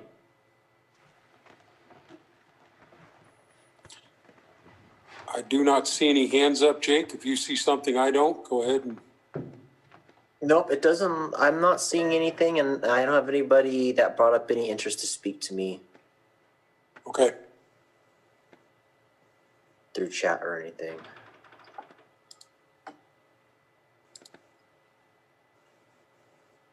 Okay, Jake, let's go ahead, and then if that's the case, we'll go ahead and close the virtual room for public comment, and we'll bring it back to the board, to board chambers. Do we have anyone in chambers who'd like to make comment? Yes, we do. We have somebody. Come on up, Joan.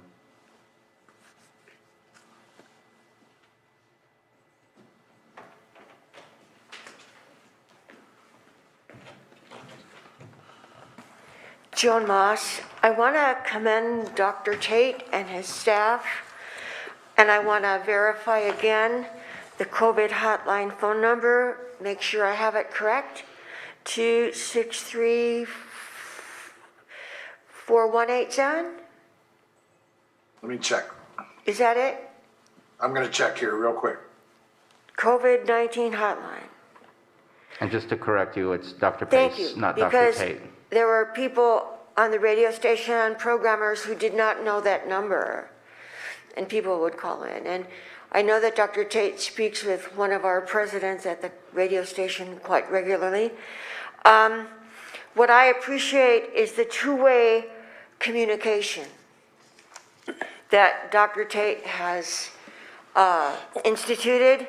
I've had both complaints and comments, and the telephone receptionists are very understanding, very easy to talk to, and I get immediate 24-hour responses. I do have a question. In the New York Times stories and the articles I read, there is public mistrust of the vaccines because of former histories of the vaccines, and nobody goes into what those histories are. And I think that it's important to know if that question might be answered. So I think we all need to do the best we can and share as much as possible. Thank you very, very much. Thank you, Joan. And just for clarification, it's Dr. Pace, Joan. I know that's what you meant, but do we have any other public comment? No other public comment in the room. Okay, excellent. We'll go ahead and close public comment, bring it back to the board. Dr. Pace, Dr. Sharon, thank you for joining us today. Obviously, like we said already, it's a very critical time in the battle against COVID-19. Please, in our community, do what you can. But I know that our community members are doing what they can at this point. And I know that our public health office and Dr. Pace and everyone are working diligently to look at the future here and how we make it through this pandemic. So thank you very much for today. And we'll go ahead and close this item. Thank you. Thank you.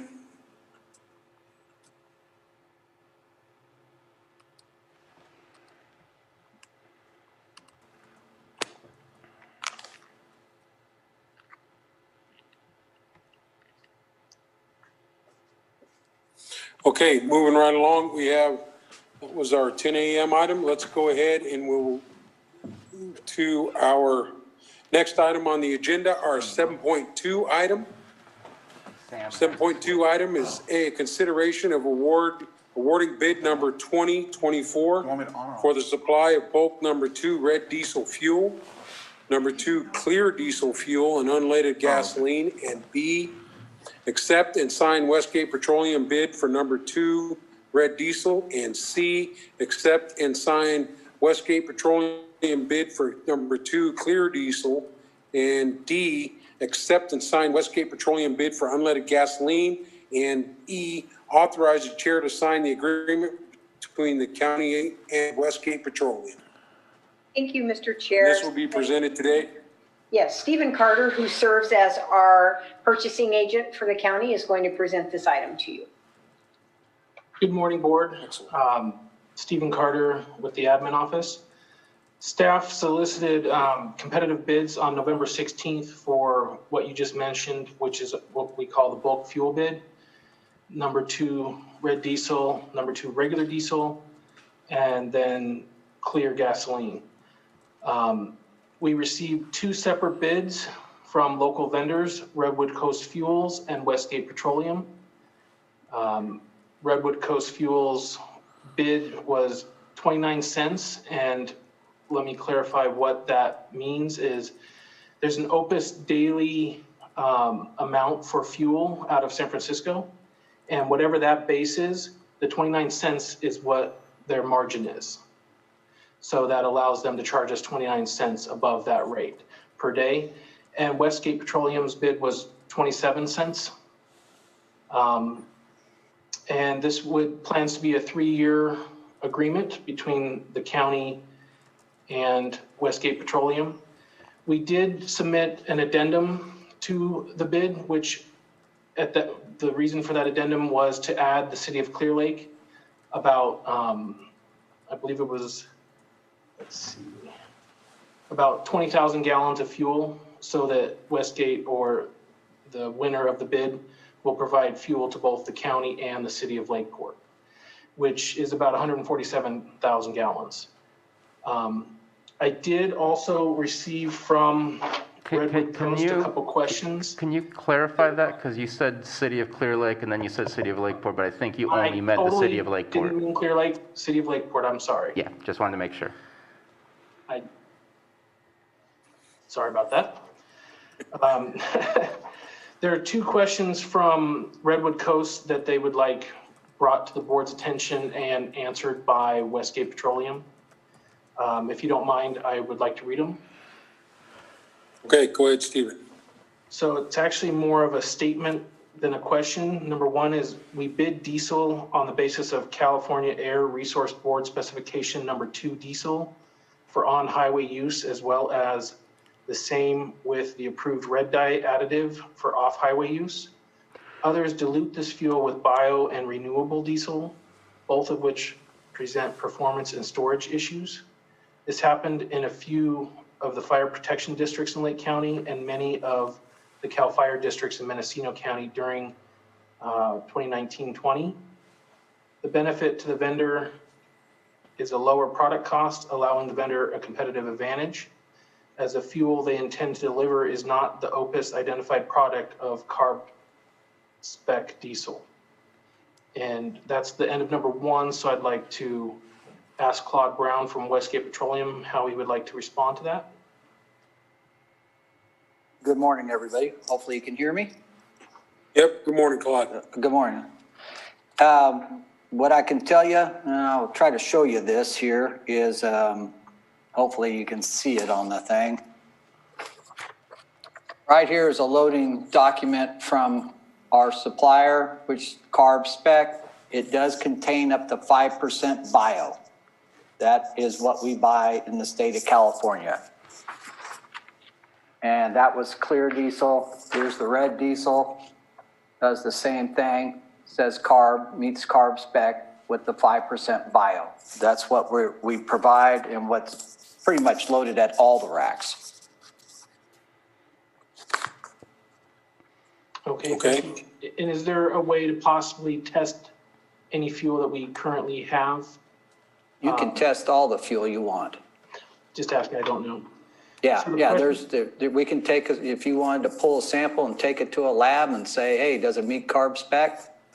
And then you can also probably ask, there's testing for the amount of bio or the percentage of bio or something like that. They can do that too. There's several labs that do that in Northern California. Okay. Number 2, we respectfully highlight the size and number of resources we have to fulfill our commitment from Redwood Coast to provide fuel, especially during an emergency such as fires, power outages, floods, etc.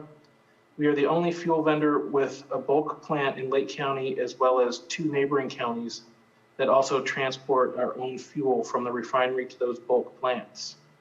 With 100,000 capacity of fuel storage in Lake County alone, and over 500,000 gallons of storage capacity, including Mendocino and Sonoma counties, and a fleet of trucks ready to serve our capability to serve as needed during difficult times unsurpassed in Lake County. So basically my question to Westgate would be, can you speak to your capacity? Absolutely.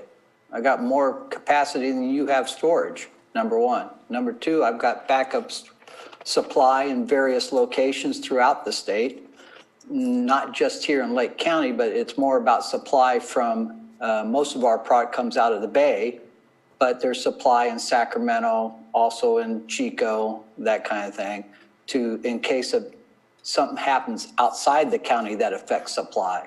So supply is not an issue here.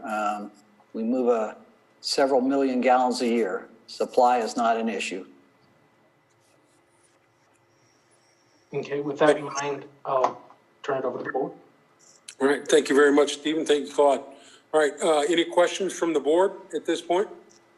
Supervisor Scott? My only question would be, Stephen, how much were we paying in the bid previous? The previous bid that was 3 years ago, the winning bid was 21 cents. But what you have to also realize is that within the bid, we allow up to 90% of CPI increase. So the 21 cents would have gone up by approximately 3% each year. So it is higher than previously, but that's the bids that we received this time. Okay, Supervisor Sabatier? Thank you for that. Just real quick, I believe I know the answer to, but I was wondering if I can ask a question to Mr. Brown. I believe Westgate has backup generators during PSPS, which would make access to diesel possible during a PSPS, since it's so important for us that our generators, whether it's for our sewer pumps, whether it's for our courthouse, to continue to function. Is that the case at Westgate, that you have generators? No, I do not have generators. Okay. I am able to load my vehicles in many different styles. They're self-loading vehicles.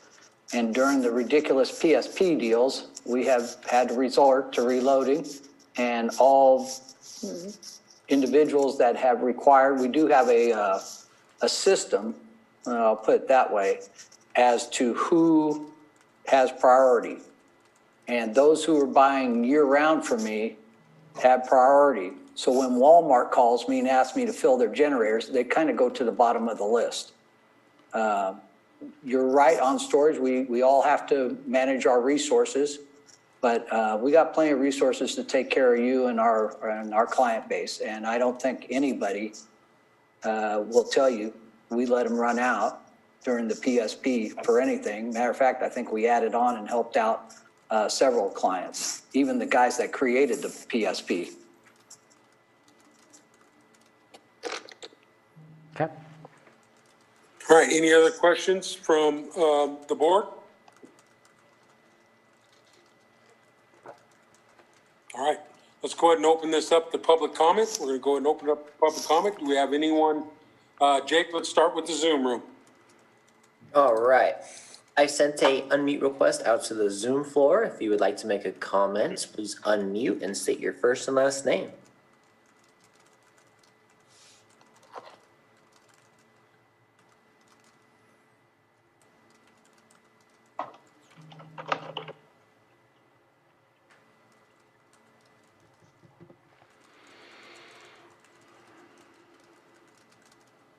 Okay, Jake, hearing none, we're going to go ahead and close the Zoom room. We're going to go ahead and bring it back to the chambers. Do we have anyone in chambers who'd like to make comment? It does not appear that anybody will be making a public comment on this item. Okay, let's go ahead and we'll go ahead and close public comment. We'll bring it back to the board for action. And we have a few items that need to be taken care of.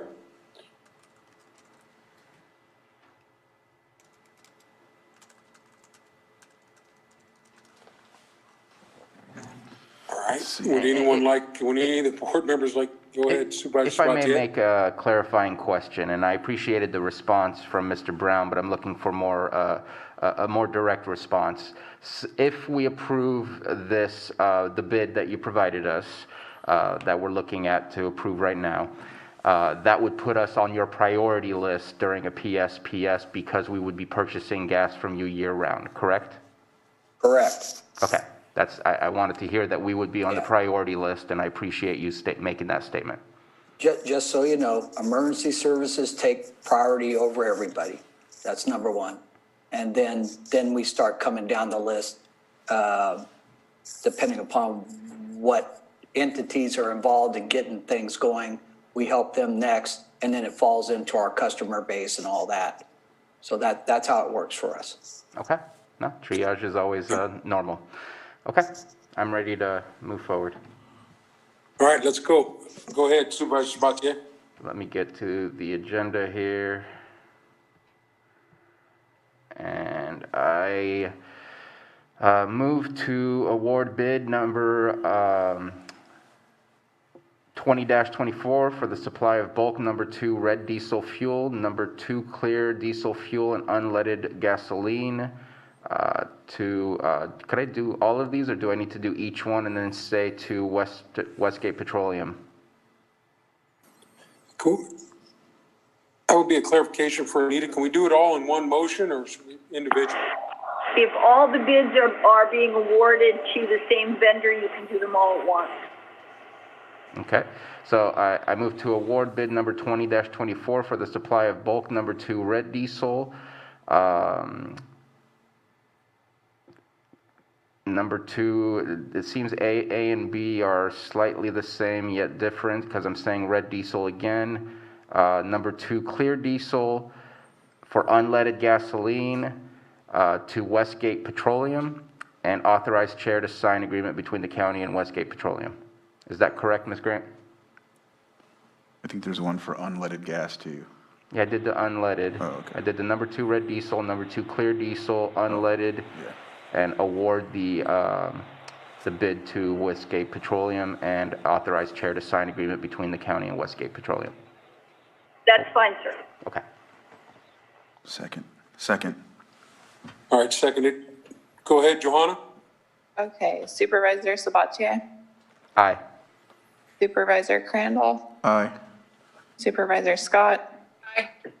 And Supervisor Simon. Aye. Thank you. Thank you and congratulations, Claude. Thank you, Stephen.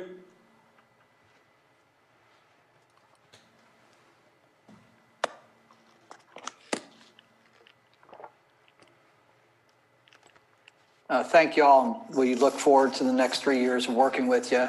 And anybody in this county have an issue, reach out to me. We'll get it taken care of one way or the other. Thank you. Thank you, Claude. Okay, we're going to move forward with our agenda here. We're going to go ahead and go to our 7.3 item, discussion and direction to staff regarding the proposal of the reuse of existing agricultural packing facility for a commercial cannabis-related business, which includes a use not currently allowed by the current cannabis ordinance. And who do we have from Community Development? There we go. Director DeLeon. Good morning. Good morning. I see Mr. Knoll on the screen, and I'll give just a brief background to this. I think I did a good job of covering the issues in the memo that I submitted for this item, and I'm hopeful that we've had an opportunity to go through that. Basically, what we have is a situation where there is a business owner who has purchased a property in Kelseyville. It is the former Adobe Creek packing plant, so it's a large industrial set of buildings that was formerly the packing shed. The shed has been shut down and unused for a number of years following the decline in the pear industry. And the developer is proposing a project that involves the processing and manufacturing of products using cannabis. But in addition to that, they also would like to cultivate cannabis indoors at that location. The property is currently zoned A, agriculture, and directly adjacent to the property is land that's zoned M1 and M2 for manufacturing. And so if you kind of break the project down, let me back up, I'm sorry. This property is also it's located within the community growth boundary for the community of Kelseyville. The project, if you took out the cultivation component of the project could be completed with a rezone for the property to M1 or M2, depending on what type of manufacturing and processing they wanted to do.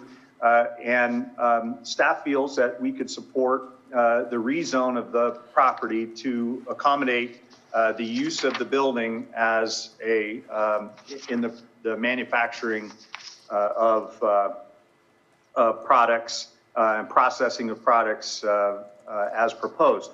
It's the cultivation component of the project that is creating problems for us because the current ordinance prohibits cultivation of cannabis within 1,000 feet of a community growth boundary. So we've not been able to find a workaround for that.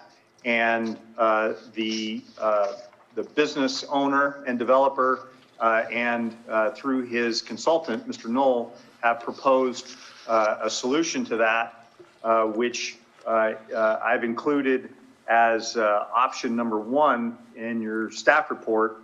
And it's basically the adoption of a zoning ordinance text amendment that would allow allow cultivation in the existing building, and there are some unique findings and different things that need to be made, and I'm going to allow Mr. Knoll to speak to that. But basically, their proposal is to modify the zoning ordinance to allow this specific use in an old pear packing shed. The other option that I've included in the memo is to modify the community growth boundary, and that would, and I provided a map to your board for consideration, where the community growth boundary would be modified to follow along Gaddy Lane and eliminate a number of properties to the north of Gaddy Lane. And if the boundary was revised, it would take the property or take that project out of the community growth boundary and also provide the 1,000-foot setback from the growth boundary. That is a relatively complicated endeavor. We'll need to put a staff report together and take something to the Planning Commission, and it will be a fair amount of work to accomplish that. And then the third option, I suppose, is to not change anything and just allow the developer to propose a modification to the zoning to allow the processing and manufacturing and not allow the cultivation. And staff really is looking for your board's concurrence and direction on which option you would prefer. All of them are going to require a fair amount of work, and out of respect for the developer who feels very strongly about the project, I brought this to your board for you to consider. So with that, I'll be happy to try to answer any questions. Again, I'm hopeful that my memo to you was clear enough, and it included the maps and different attachments and things to help you through that, but I'll be happy to try to answer any questions. Thank you, Director De Leon. At this point, do we have any questions from the board directly for Director Scott De Leon? Supervisor Sabatier? So I know that we've been discussing updating area plans, and I know we were working on Lower Lake. I know Supervisor Brown had mentioned about looking at getting the Cobb area updated as soon as possible. How old is the Kelseyville area plan? I can't see a date on it when I'm looking through it. Just kind of curious as to what kind of time frame. As Supervisor Sabatier, I'll need to look that up, and perhaps we can move on. And I see Takara is also on this meeting, and perhaps staff can get you that answer. I don't have that off the top of my head, but we will get that for you. And the reason the relation to this project isn't the area plan where community growth boundaries are set? I believe so, yes. Okay. Thank you. All right. Any more questions from the board at this point for Director De Leon? Supervisor Scott? I don't really have a question, but I think I already know the answer. Well, I do know the answer. This property does not lie all the way in the community growth boundary, correct? It's just a portion of it? So it lies both sides, or no? No, I believe it's entirely within the growth boundary. Oh, is it? Okay. I'll confirm that for you in just a minute. I did see Takara come on. Takara, did you have a comment? Hi there. Yes. The Kelseyville area plan was adopted August 15th, 1995. 1995. Thank you. Thank you, Takara. And you're welcome. And the property is completely within the community growth boundary. Yes. Okay, any other questions at this time for Director De Leon or Takara? All right, if not, I see Mr. Knoll, who is part of the project. Give you some time, Mr. Knoll, go ahead. Okay, thank you, Mr. Chair and members of the board.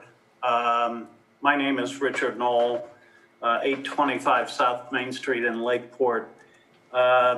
We want to thank the board for the opportunity to discuss the reuse of the Adobe Creek packing shed. This is a project that my client, John Ochapinti, has been working on for several years.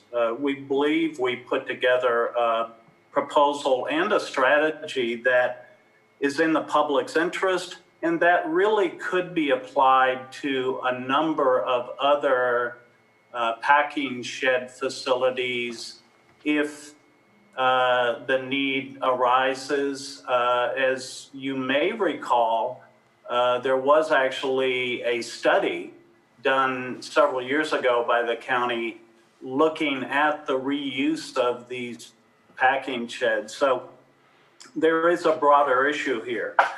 But specifically with regard to Adobe Creek, the issue is pretty simple. There's a large complex of existing buildings on the north side of Kelseyville with a long history of, pair packing, industrial, agricultural, shipping, trucking, operations, basically heavy industrial type of use. The buildings are currently vacant and unused, 160,000 square feet of floor area. You have an experienced owner developer and a tenant who want to invest literally millions of dollars in upgrades and improvements to the building, to the facilities, and the Kelseyville community. The project will result in tens of jobs. And in fact, the tenant has indicated 90 jobs will be eventually created. There'll be county revenues. There'll be disposable income generated and economic development activity within the community. All of this is consistent with county policy. The proposal in front of you is based on a real world example that has been applied in Mendocino County. That's the model for the proposed ordinance. It's tested and it's worked there. The proposal offers an opportunity for public input, public hearing, and discretionary authority on the part of the county. So it's really a first step here. We ask the board to seize the opportunity and vote to direct staff to move the project forward. Action by the board today would lead to additional public discussion and input regarding the project. It's not the final action, but it would be a recognition of the opportunity to create a secure and beneficial project for Kelseyville and for the county. There's been a lot of background documentation and information prepared regarding the project. We've already submitted the application for the general plan amendment and zone change to move the property from agriculture to industrial. That's pending. We've provided project descriptions, site plans, floor plans, suggested findings. All of it's available for review and consideration by the community, by county staff, the planning commission, the general public, and the board. What we ask today is that a couple of things. Number one, that the board direct Community Development Department staff to continue processing our already submitted general plan amendment and zone change applications, and ask the county to prepare the CEQA initial study and the staff report for the Planning Commission, and to do so as quickly as possible.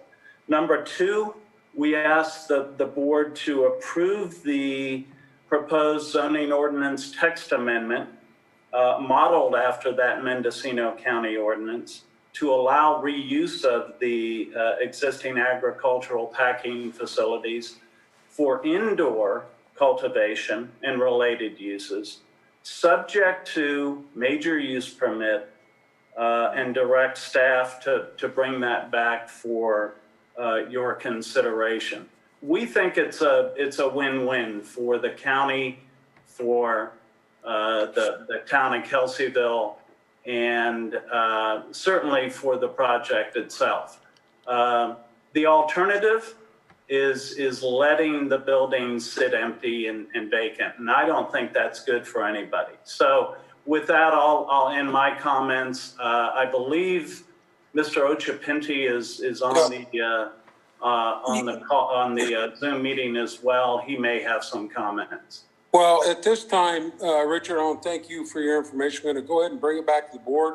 Whoever wants to comment on this item when we go to public comment will have that opportunity.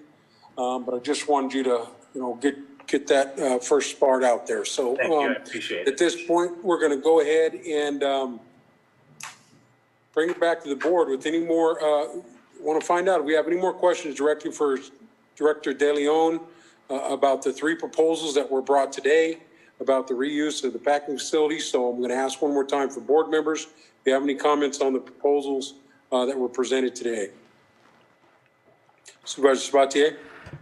So I've met multiple times with Mr. Knoll and Mr. Ochapinti, and I've let him know of my hesitance to want to move this forward, especially due to the cultivation. That's the only thing that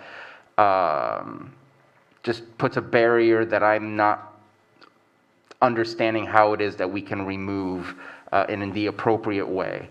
And I know that in the memo written up by Director De Leon, it depicts that same obstacle of how is it that we can maneuver through this. And the last thing I want to do is, we've been so protective of our community growth boundaries, is to open the door where all of a sudden, well, for this one, we're okay, and for others, we're not. It has to be very specific as to why there would be a change. And one of the options was obviously reviewing the community growth boundary. Does it make sense that right there, where it looks like it's very much a light industrial area, that is part of the community growth boundary? I don't see the difference between that specific area and the other surrounding parcels that are not a part of that growth boundary, but it is absolutely a process to get it to the point of being changed. It's not a simple 2 months, 3 months, 6 months process. It could take a while. And I also am very aware of the limitations of our community development department. They're able to do anything we ask them to do, but they have a lot on their plate. And if we ask them to put this, is it going to be a priority? Is it going to be a mid-range priority? Is it going to be on the back burner priority? Where exactly does that fit in everything that's being thrown at the community development department? And that's not up to me to say necessarily. I mean, yes, we can make it prioritized, but it's for our director to figure out as well how that's going to work. And I kind of hesitate to push that forward because there's already so much to get done. And so we would be saying yes, but in a sense, if we said yes, we're going to go ahead and move forward with that. This is going to be a lost project because it can't get done in the matter of time that it needs to get done.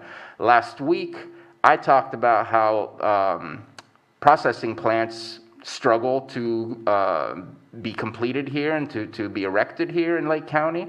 And that we have to figure out ways to make that happen. If we end up with just cultivation, all we have is an economy of raw material, and an economy of raw material does not produce the wealth that I would like to see be produced by this industry here in our county. And so we have to find ways to get to that higher level product that can be created from this industry. And the processing plant is just that. And other processing plants, for instance, we just sent it over to the Planning Commission last week, was to intensify or increase the density of PDC for this exact scenario where they can accumulate enough overhead wealth from their cultivation to make the processing pencil out, or else the processing does not pencil out. So this is almost a catch-22 where it doesn't work, but it can work if we change it. But if we change it, it'll take so long, it won't happen. And I'm not quite sure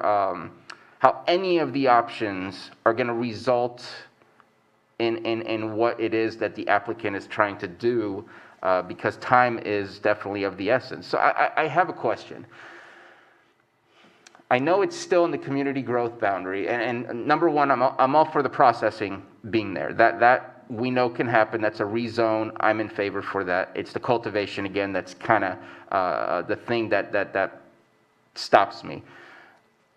When I look at the area, I don't see ag necessarily, and I know I believe it's zoned ag, and I'll double check real quick just to make sure because I have the GIS map open right here.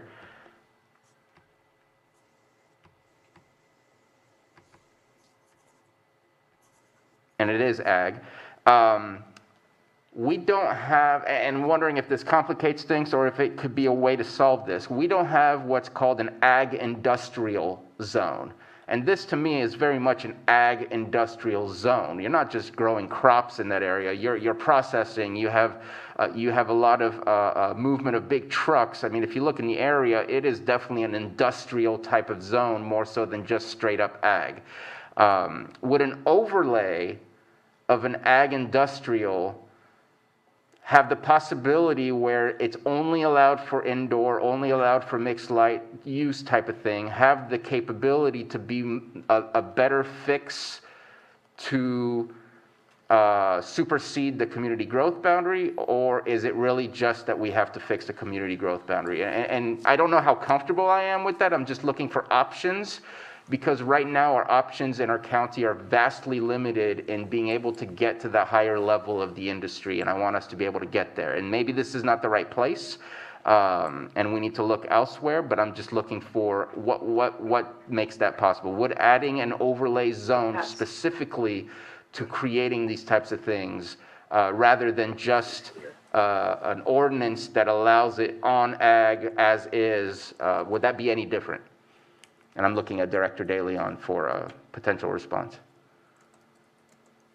Well, yeah, I think that's actually, and perhaps Takara might even have a better response than I would. But I think we would both agree that has that's probably a better solution, similar to the zone that your board just created for protection of farmland. It would be similar in nature. So I know Takara has some ideas on that.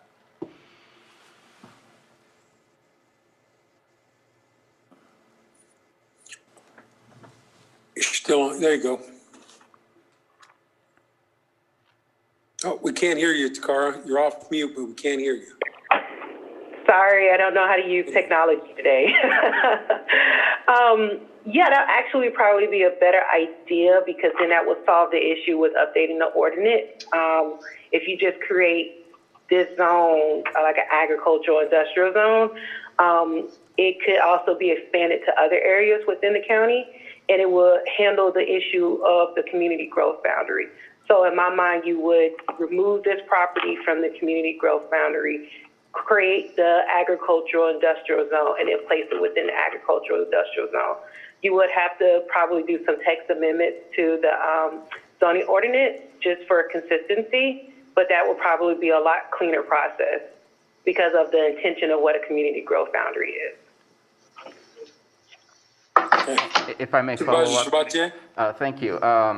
And I wouldn't mind seeing that being submitted to the Planning Commission for further discussion and more scrutiny, just to kind of get their take on that land use change, rather than it just being directly done right here at the Board of Supervisors level.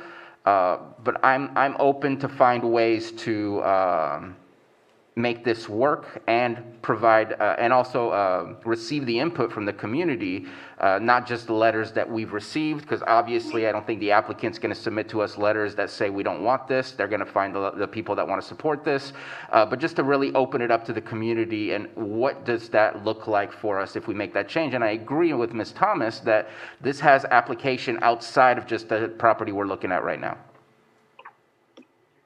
Go ahead, Takara.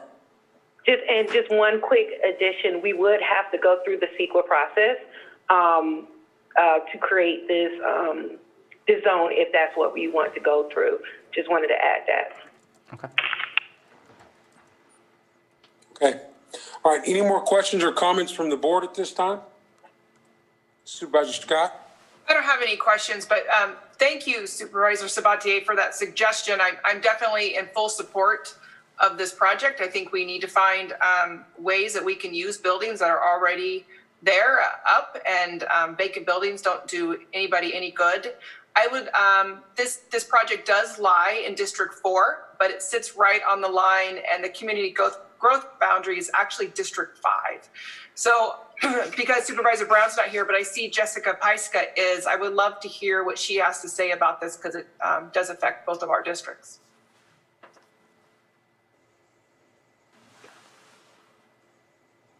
Well, at this point, I know we're going to open this up for public comment, and we can do that if there are no more questions at this point from board members. And I do like obviously I will say also, I think that maybe an opportunity or a solution that was presented by Supervisor Sabatier, I'm definitely in favor of looking at all options also. And something you touched on, our community development department does do everything we ask them to do. It does take them a long time. We want to make sure that we respect, their ability and their capacity to help things move forward on all projects in Lake County. So I think that's a very important point. All right, with that, we're going to go ahead and we're going to open this up to public comment. And we'll go ahead and start with Jessica's on there. Jessica, if you want to go ahead. Jake, if you would open the virtual room.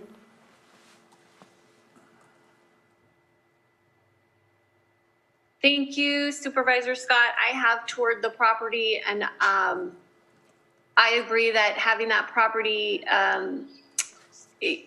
being used in an ag capacity again would be a great thing for the community. The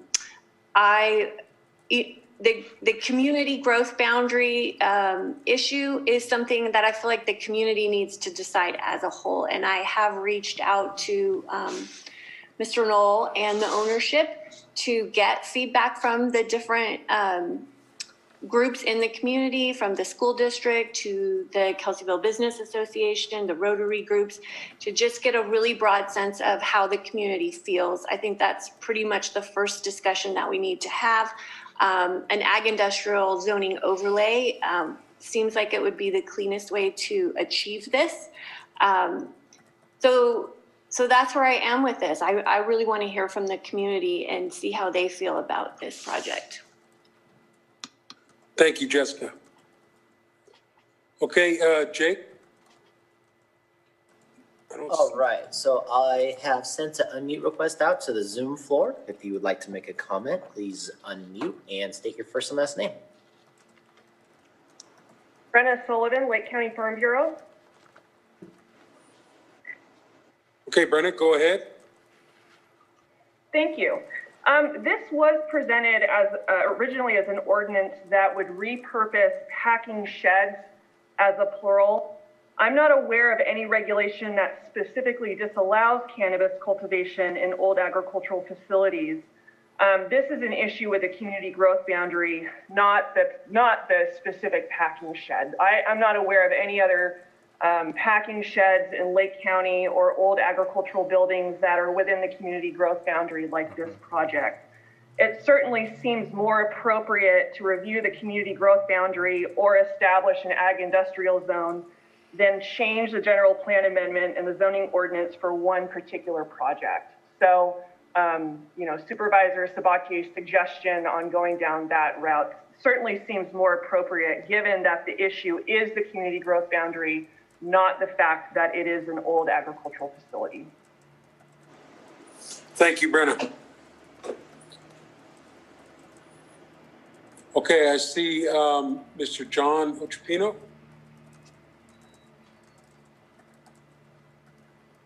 Yes, can you hear me? Yeah, Ochipino. Yes, go ahead, John. Okay.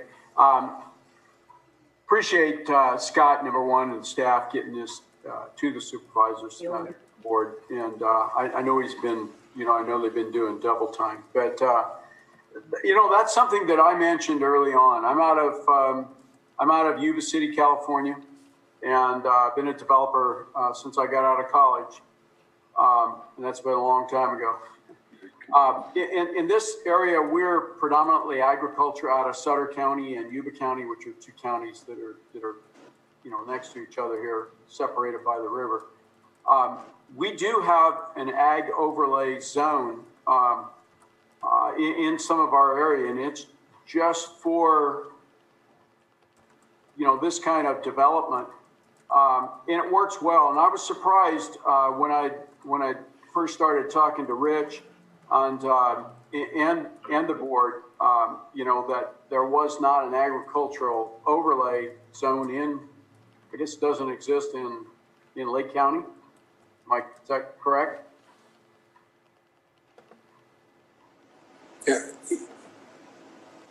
Yeah. At this point, I think that's what we're talking about. Okay. Same thing. We do have, clients that are interested. They're signed up with us with a large deposit up.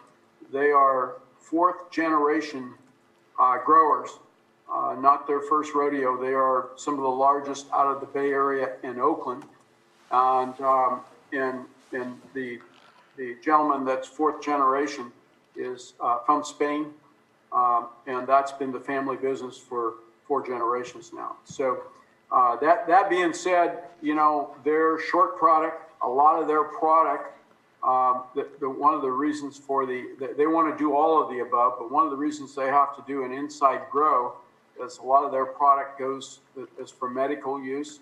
And even though, it's all graded out in the field as clean or whatever, they have to have a complete controlled environment, and it has to be an inside operation for them. They are chomping at the bit to get rolling. My only question would be, is that process any longer than the regular zone change that we submitted for to begin with? Yes. I don't know if Takara or Director De Leon would like to answer that. So the question is the process to create an overlay district longer than the other way? The problem that we're having is, regardless of the application for a rezone and general plan amendment, the cultivation component of the project is the thing that we can't get past. So we can process a rezone and a general plan amendment that will allow the manufacturing and of cannabis in the building, but the cultivation component of that won't be allowed. So that's the thing that I'm struggling with. Yes, I understand that. I think my question was, if to create what you're saying is in an ag overlay, it would be allowable, correct? Am I understanding that correct?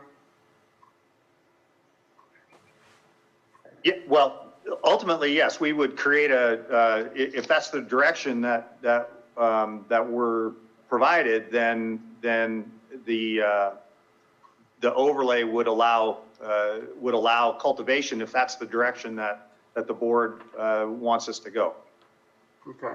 Yeah, my question is just what are we looking at time frame wise? Again, I've got guys, it's not the council's problem, but supervisor's problem, but I've got guys calling me weekly. What's going on? Nothing that we do today is going to happen immediately. And I think Supervisor Sabatier had a comment earlier that, as we move through this process, it's going to take time. We currently have community development they've got plenty of other projects that are in the pipe right now also. So to put community development on the spot, or the board to say this is going to be a priority for this main project, I think we've heard some of that conversation. So I think getting a time frame today, is unrealistic. And if I may add, Mr. Chair? Go ahead, Supervisor Sabatier. That the process that I'm offering to go through, which I think it has to go through, I'm not sure if it has to, is to go through the Planning Commission for approval as well, and nothing is set in stone as to what is going to happen versus it's a suggestion of something that could be approved for future use. Yeah. Thank you.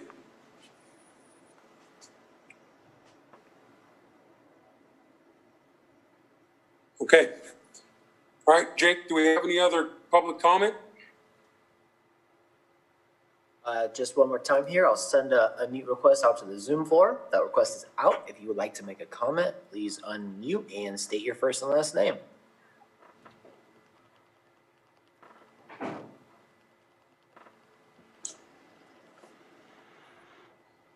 Okay, Jake, here none. We'll go ahead and bring it back to board chambers. Do we have anyone like to make a comment? Yes, in the we chambers? do. We have a comment here in the chamber. Chairman Simon, this is Scott DeLeon. Yes, go ahead, Scott. Before we have that, public comment in the chamber, I was asked, and I presume this will be appropriate, I received an email with some comments about this project and was asked if I could read it into the record. Would that be appropriate?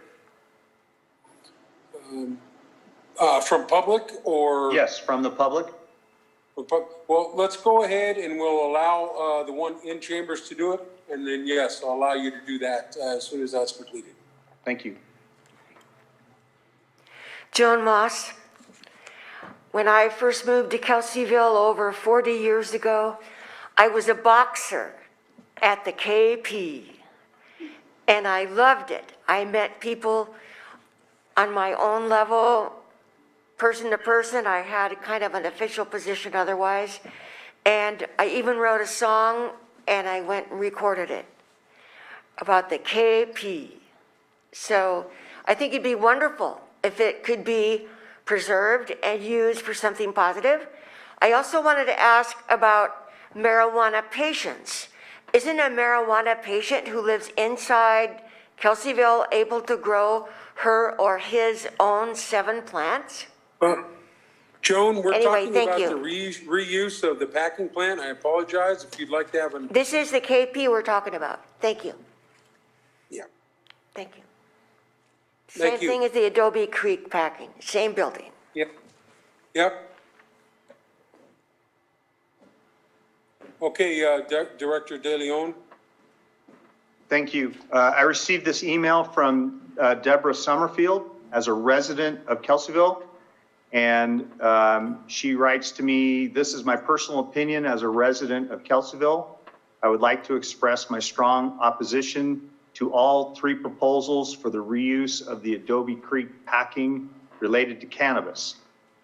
Please stay strong and do not allow an amendment or change to the community growth boundary of Kelseyville to accommodate this. The boundary is there for a reason. We must preserve, protect, and promote the charm of Kelseyville. Wrong location, find another site. I'd rather see the building sit vacant. Thank you, Deborah Somerville, resident of Kelseyville. Okay, thank you, Director De Leon. Okay, with that, that'll close public comment. I'd like to bring it back to the board for more discussion and potential direction to our Community Development Director. Supervisor Sabatier? If we decided to look at the possibility of a ag industrial overlay, what would be the process? Would we come back with a ordinance creating the zone? What would the process be? Because I don't believe that we can just give direction and then it pops up on the Planning Commission's agenda. I think we have to have a little bit more substance than just a conversation, just kind of looking to see what the process would be, if that was the decision to go with.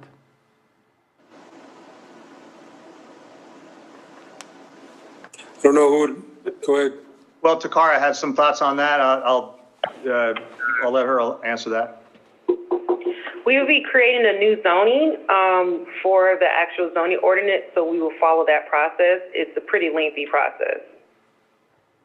And would it come back to the Board of Supervisors first, and then with the intent to bring it to the Planning Commission, or just does our consensus to you allow you to work on that and then push it to the Planning Commission? What's the steps?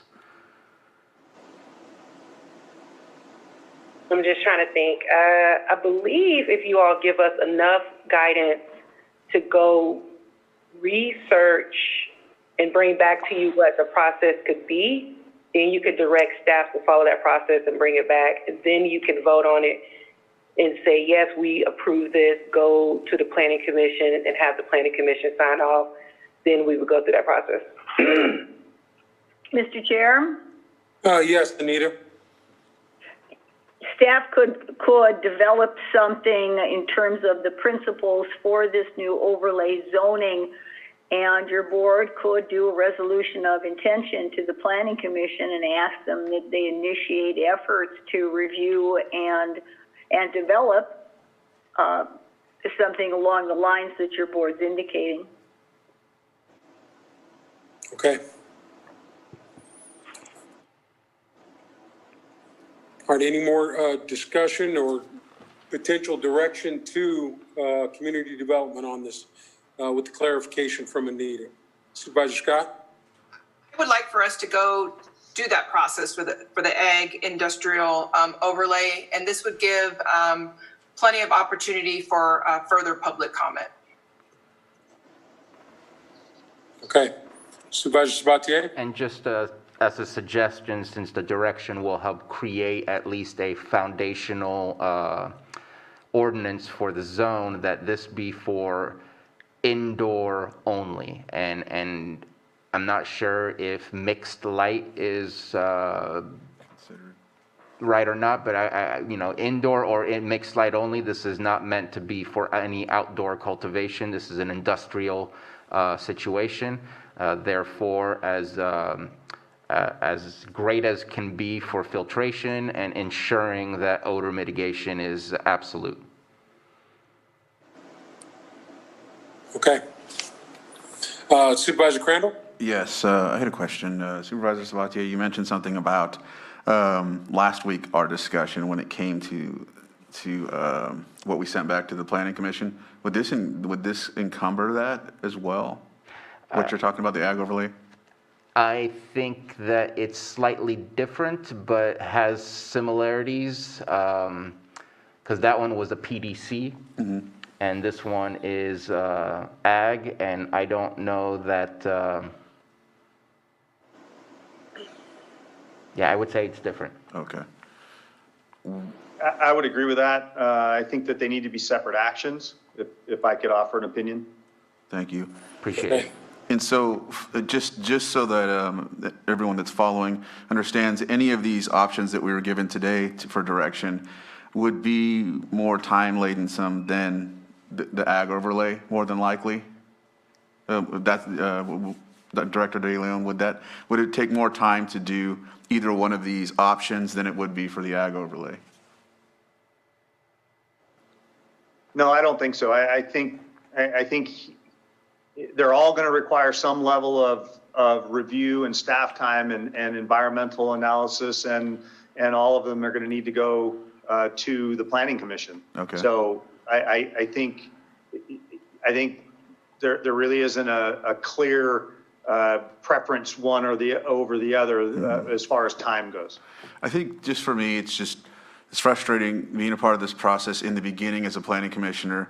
I remember the director during that time frame, Mazzarelli, he admitted actually putting up a lot of different hindrances to the ordinance and making this a difficult thing. And so I feel like we're doing a lot of extra work, but that's fine. I'm willing to do it. I just wanted to highlight that a lot of things were done to purposely hinder any development when it came to cannabis.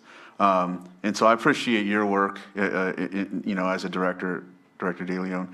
And so I just wanted to ask that and also highlight that as well. So.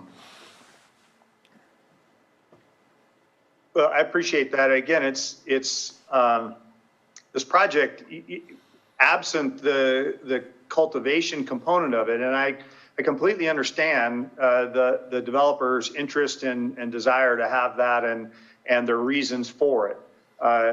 You know, this project probably would have been much farther along if that component of the project wasn't a part of it. But again, it's something that whether that was intentionally done or not, the fact remains that the ordinance clearly prohibits the cultivation within the growth boundary and within 1,000 feet of it. So I appreciate the discussion today, and you know, we value the business and we value what he is trying to do, but you know, we just don't have the tools to make it happen right now, and perhaps we can develop something that will be you know, a compromise or will work for everybody, and with the opportunity for the public to provide comment on it. Yeah, thank you very much, Director DeLeon. Okay, at this point, we were looking for direction, so I know obviously that don't contain a motion, but it seems like we have a majority of board members who would like to move forward with some type of ag industrial overlay opportunity, and I don't know if we can clarify that anymore.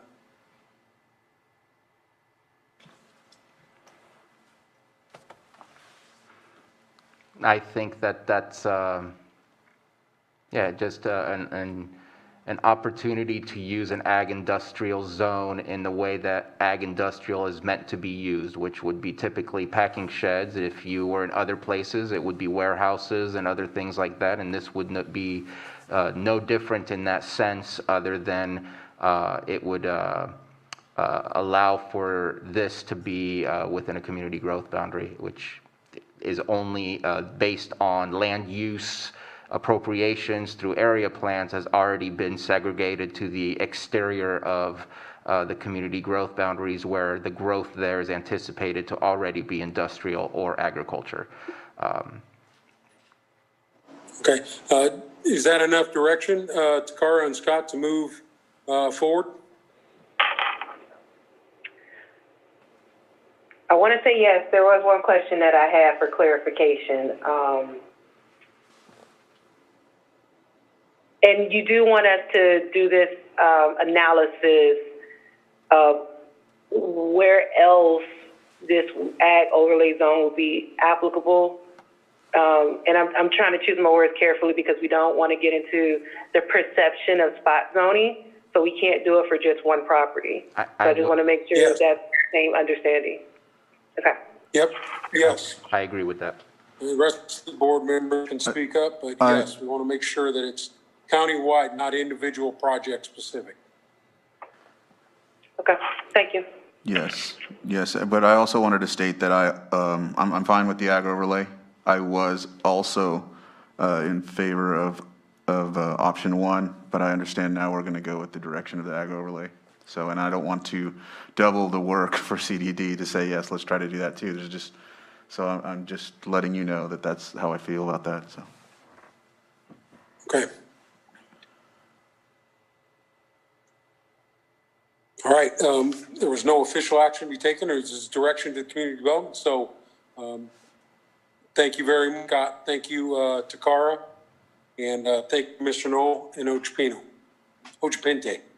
Apologize. Okay, with that, we're going to move to item 7.4. Consideration of agreement between the County of Lake and Safe Built Consulting Services for professional plan check, building permit processing, and building public infrastructure inspection services for the Gwinnett Valley Mixed Use Plan Development Project. Director DeLeon. Good afternoon. This item is for your consideration of an agreement between the county and Safe Built to provide consulting services for professional plan check and building permit processing and inspection for the Gwinnett Valley project. The development agreement that the county has with the developer for the Gwinnett project allows them to suggest or request a outside third-party consultant to do the plan check to help expedite the review of work. And staff put together a request for proposals earlier this year.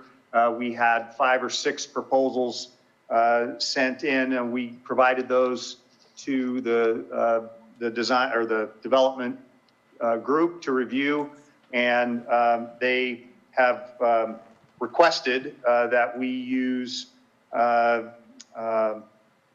Safe Built for the work. They have some past experience. Their design team has past experience with that firm. They're quite large and certainly have the capability to perform the work in a timely fashion.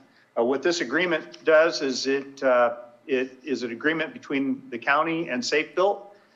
There will be a second agreement between Safe Built and the consultant.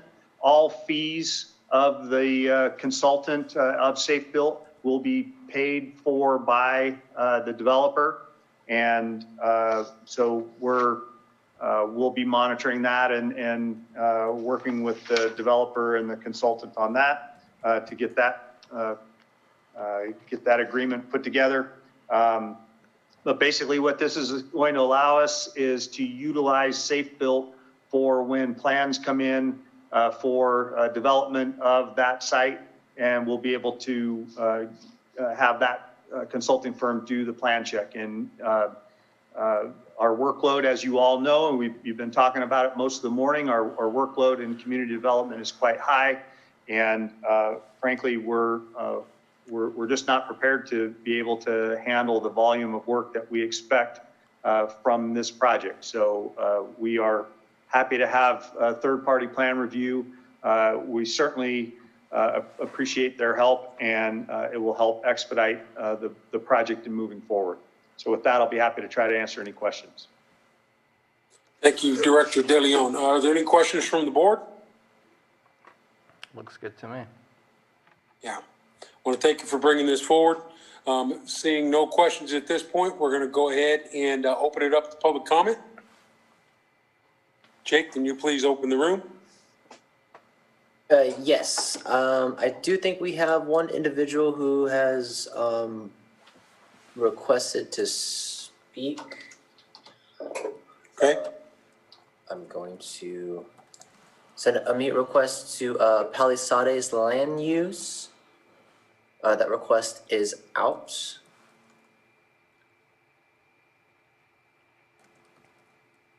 Okay. Okay, they have denied the comment. Okay, I do see. Caucus. Yeah, I saw her pop up. I'm gonna send a request out there. Thank you. Hi. Good morning, afternoon, Catherine. members of the board. Lovely to see you again.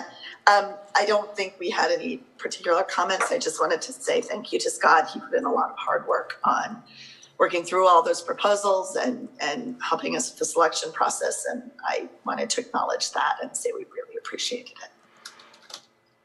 Thank you, Catherine. Okay, Jake, do we have any other public comment? Not that has been brought to my attention, so I will send a mute request out to the Zoom floor. If you'd like to make comment on item 7.4, this is the time to do it. And that request is out, so please unmute and state your first and last name.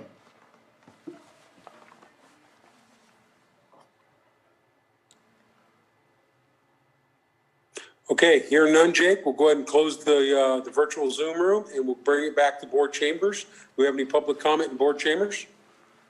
Does not appear we have any public comments here. Okay, we'll go ahead and close the public comment on this item. We'll bring it back to the board for action. Would you like to take this one, Chair? No, Supervisor, if you would go ahead and make the motion, I'd greatly appreciate it. Okay, let me get to that. 7.4, move to approve the agreement between the County of Lake and Safe Built for consulting services for professional plan check, building permit processing, and building and permit and public infrastructure inspection services for the Gwinnett Valley Mixed Use Planned Development Project. Second. Go ahead, Johanna. Okay, Supervisor Sabatier, Aye. Supervisor Crandall, Yes. sorry, Supervisor Scott, and Supervisor Simon. Aye. Thank you. He wasn't happy about Johanna. this one. All right, thank you, Director De Leon, and thank you, Catherine.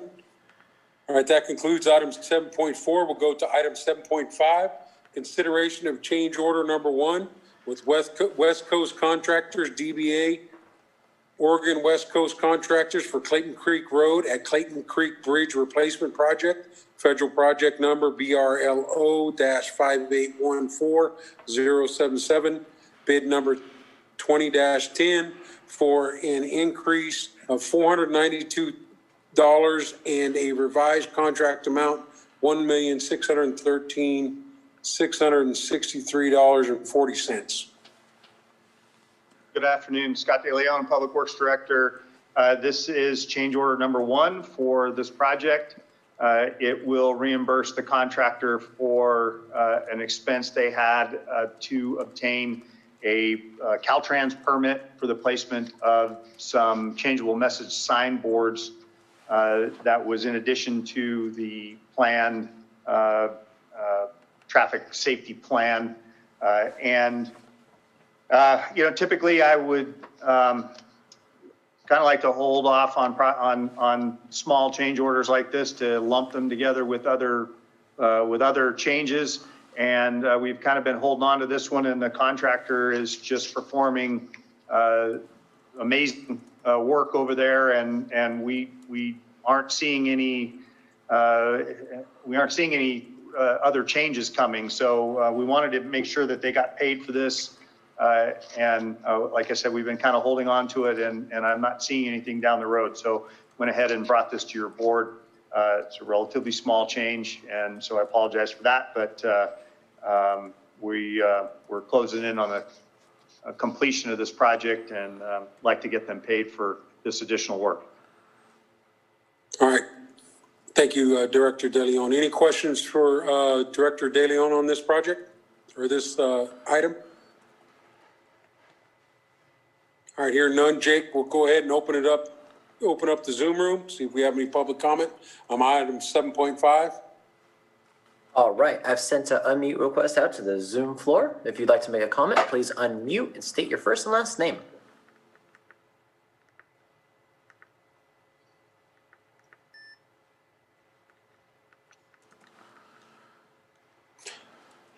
Okay, Jake, hearing none, we'll go ahead and close the virtual Zoom room, and we'll open it up. Is there any public comment in board chambers? Does not appear that there is public comment in the board chamber. Thank you, Supervisor.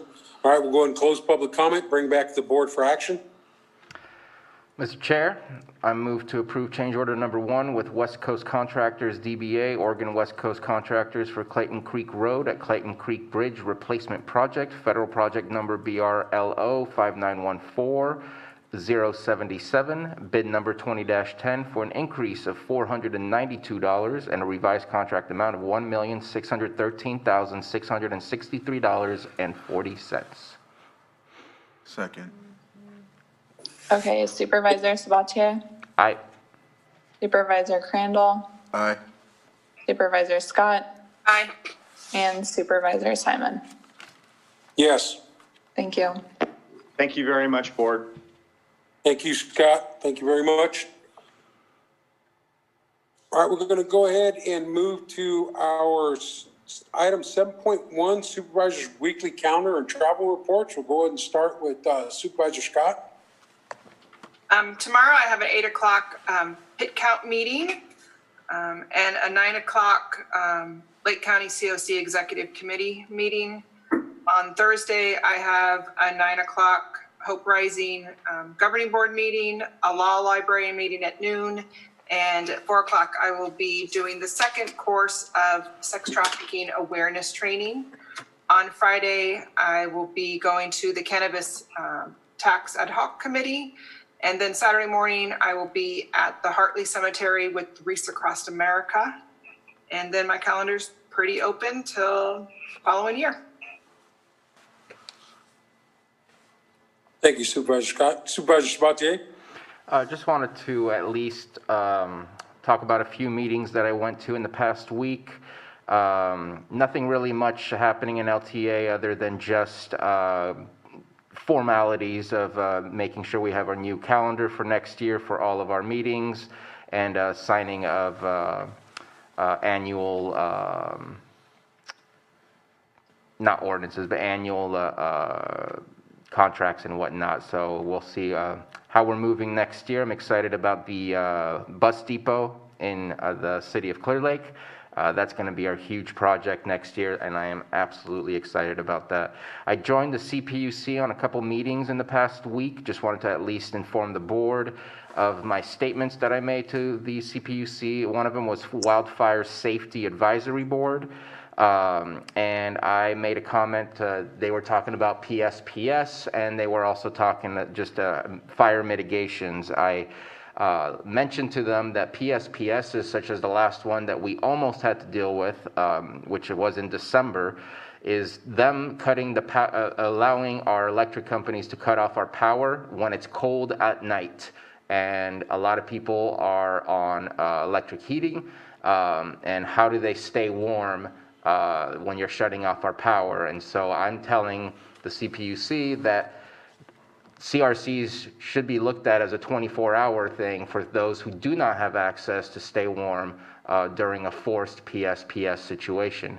Also, when talking about wildfire mitigation, I know I'm working with Bureau of Land Management and CAL FIRE, as well as with the city of Clear Lake, looking at behind the landfill area to do some controlled burn.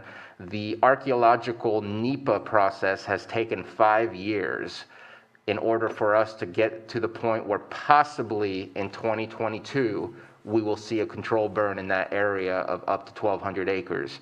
That process is way too long, way too convoluted, and if we want to protect ourselves from wildfires, we have to figure out how to speed up this process so that we can go ahead and have legal control burns and not to the point where we have out of control wildfire burns.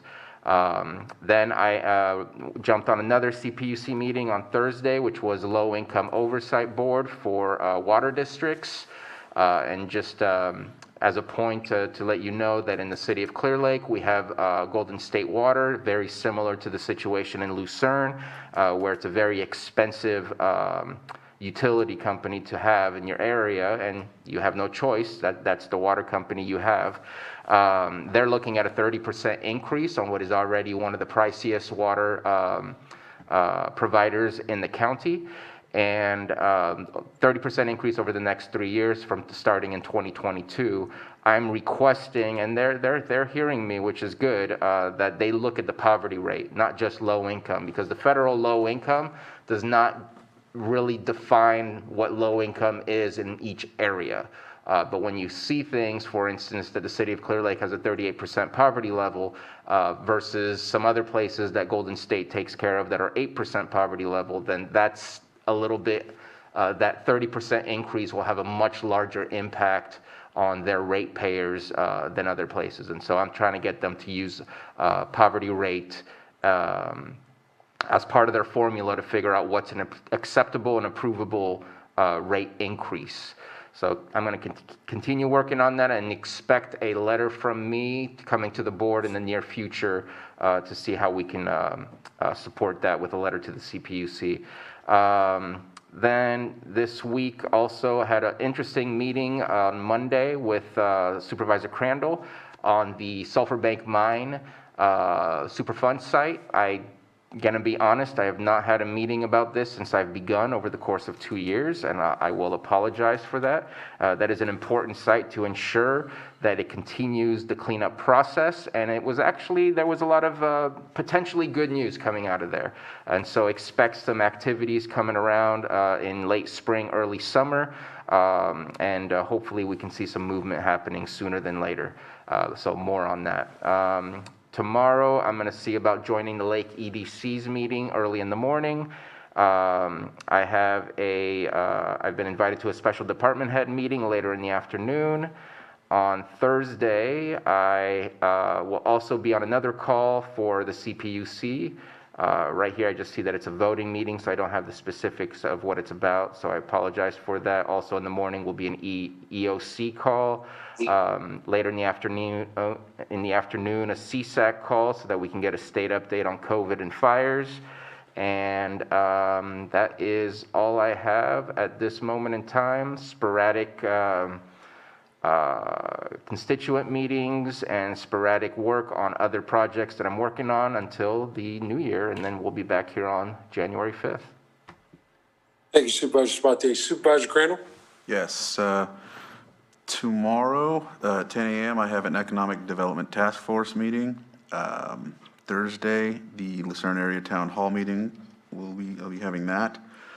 Friday, the 9 a.m. is Workforce Alliance of the North Bay. However, I also am waiting for a confirming email. I may be going to Lake Pillsbury to swear in the Fire Department Advisory Board. It's also a win-win because I know that we've been working on trying to talk to these folks out there from the Risk Reduction Authority, so I may be able to get some of those questions asked out there when I go, if I go. Monday, COVID recovery, we extended that meeting to the 21st despite we're going to have that virtually, so it's not something that's really going to be at the county office. On the 30th is another Economic Development Task Force meeting. And also I had attended the RCRC meeting last Wednesday. I did that while attending the Blue Ribbon Committee at the same time, so I have a lot of overlay. It was difficult trying to do both, but we got it done.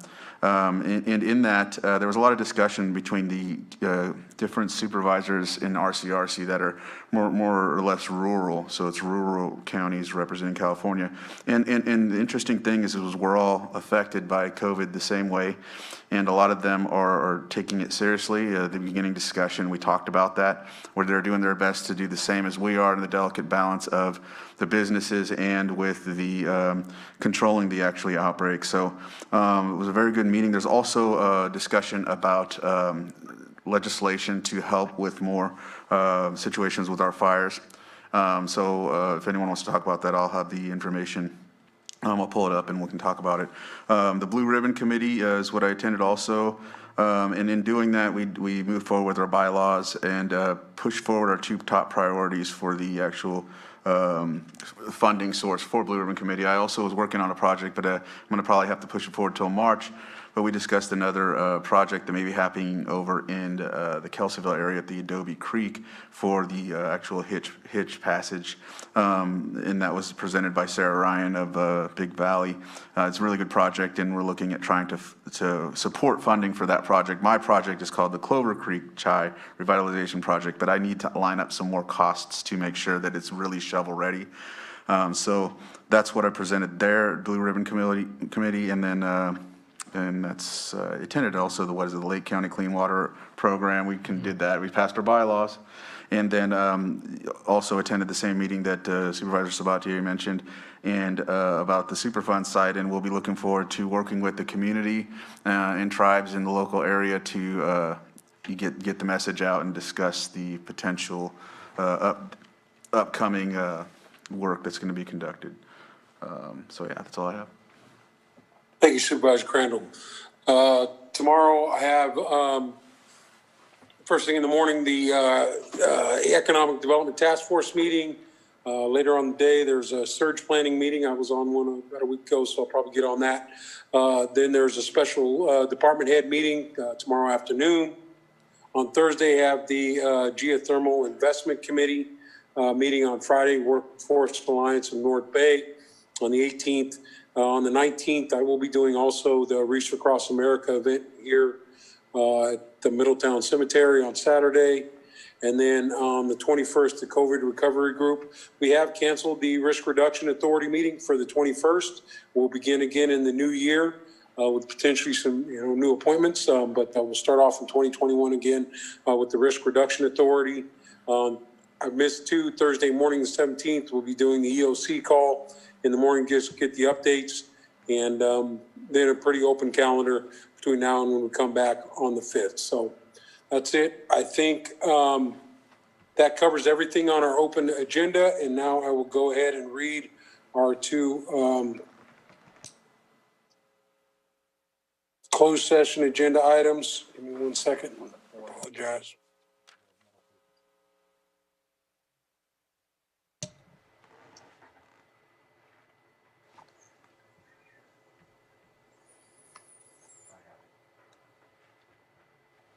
Okay, we have two items on closed session. 8.1, employee grievance complaint pursuant to Government Code Section 54957. Item 8.2, conference with legal counsel, significant exposure to litigation pursuant to Government Code Section 54956.9D2-E3, and a claim of McQueen. And I think for closed session, Jake will be putting us into a breakout room. That is correct, and this room will remain open, so you can return and complete your meeting for the day. Okay. May I say Yes, something? Supervisor. Since this is our last meeting of the calendar year, I thought I'd take just a quick moment to thank staff and everybody here, including my colleagues. This has been an unprecedented year. Never in my life did I think that a pandemic would be what I would be dealing with in this capacity. But I just want to say thank you to everybody for the hard work that you've done, despite all of the circumstances that have been thrown at us. I think that while everybody has a mixed reaction to the situation and mixed impaction based on the situation, I think that Lake County as a whole, especially when you look at that we have a lower unemployment rate than the rate of California, which I think is a rare situation for the county of Lake.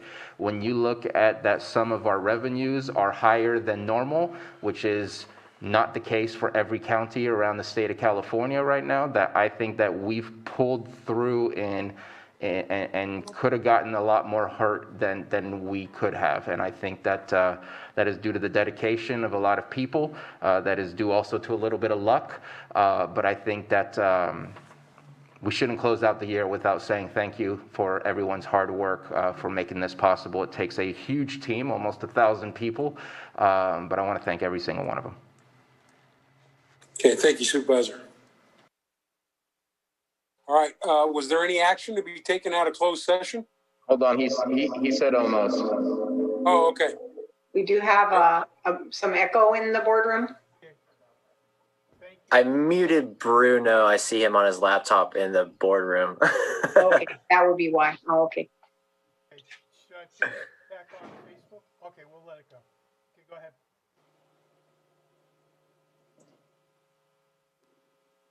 Wait, we can't hear you.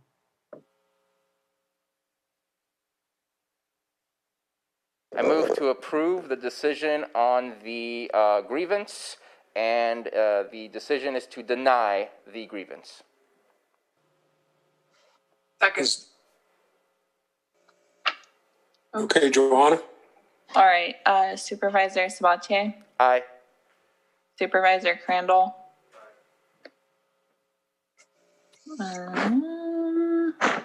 Is he here? I can't hear him. Supervisor Crandall? Aye. Okay, thank you. Supervisor Scott Aye. and Supervisor Simon. I will abstain from the voting on this issue. Okay. Okay, with that concludes our last meeting of the year. Thank you, everybody, and we will see you in 2021.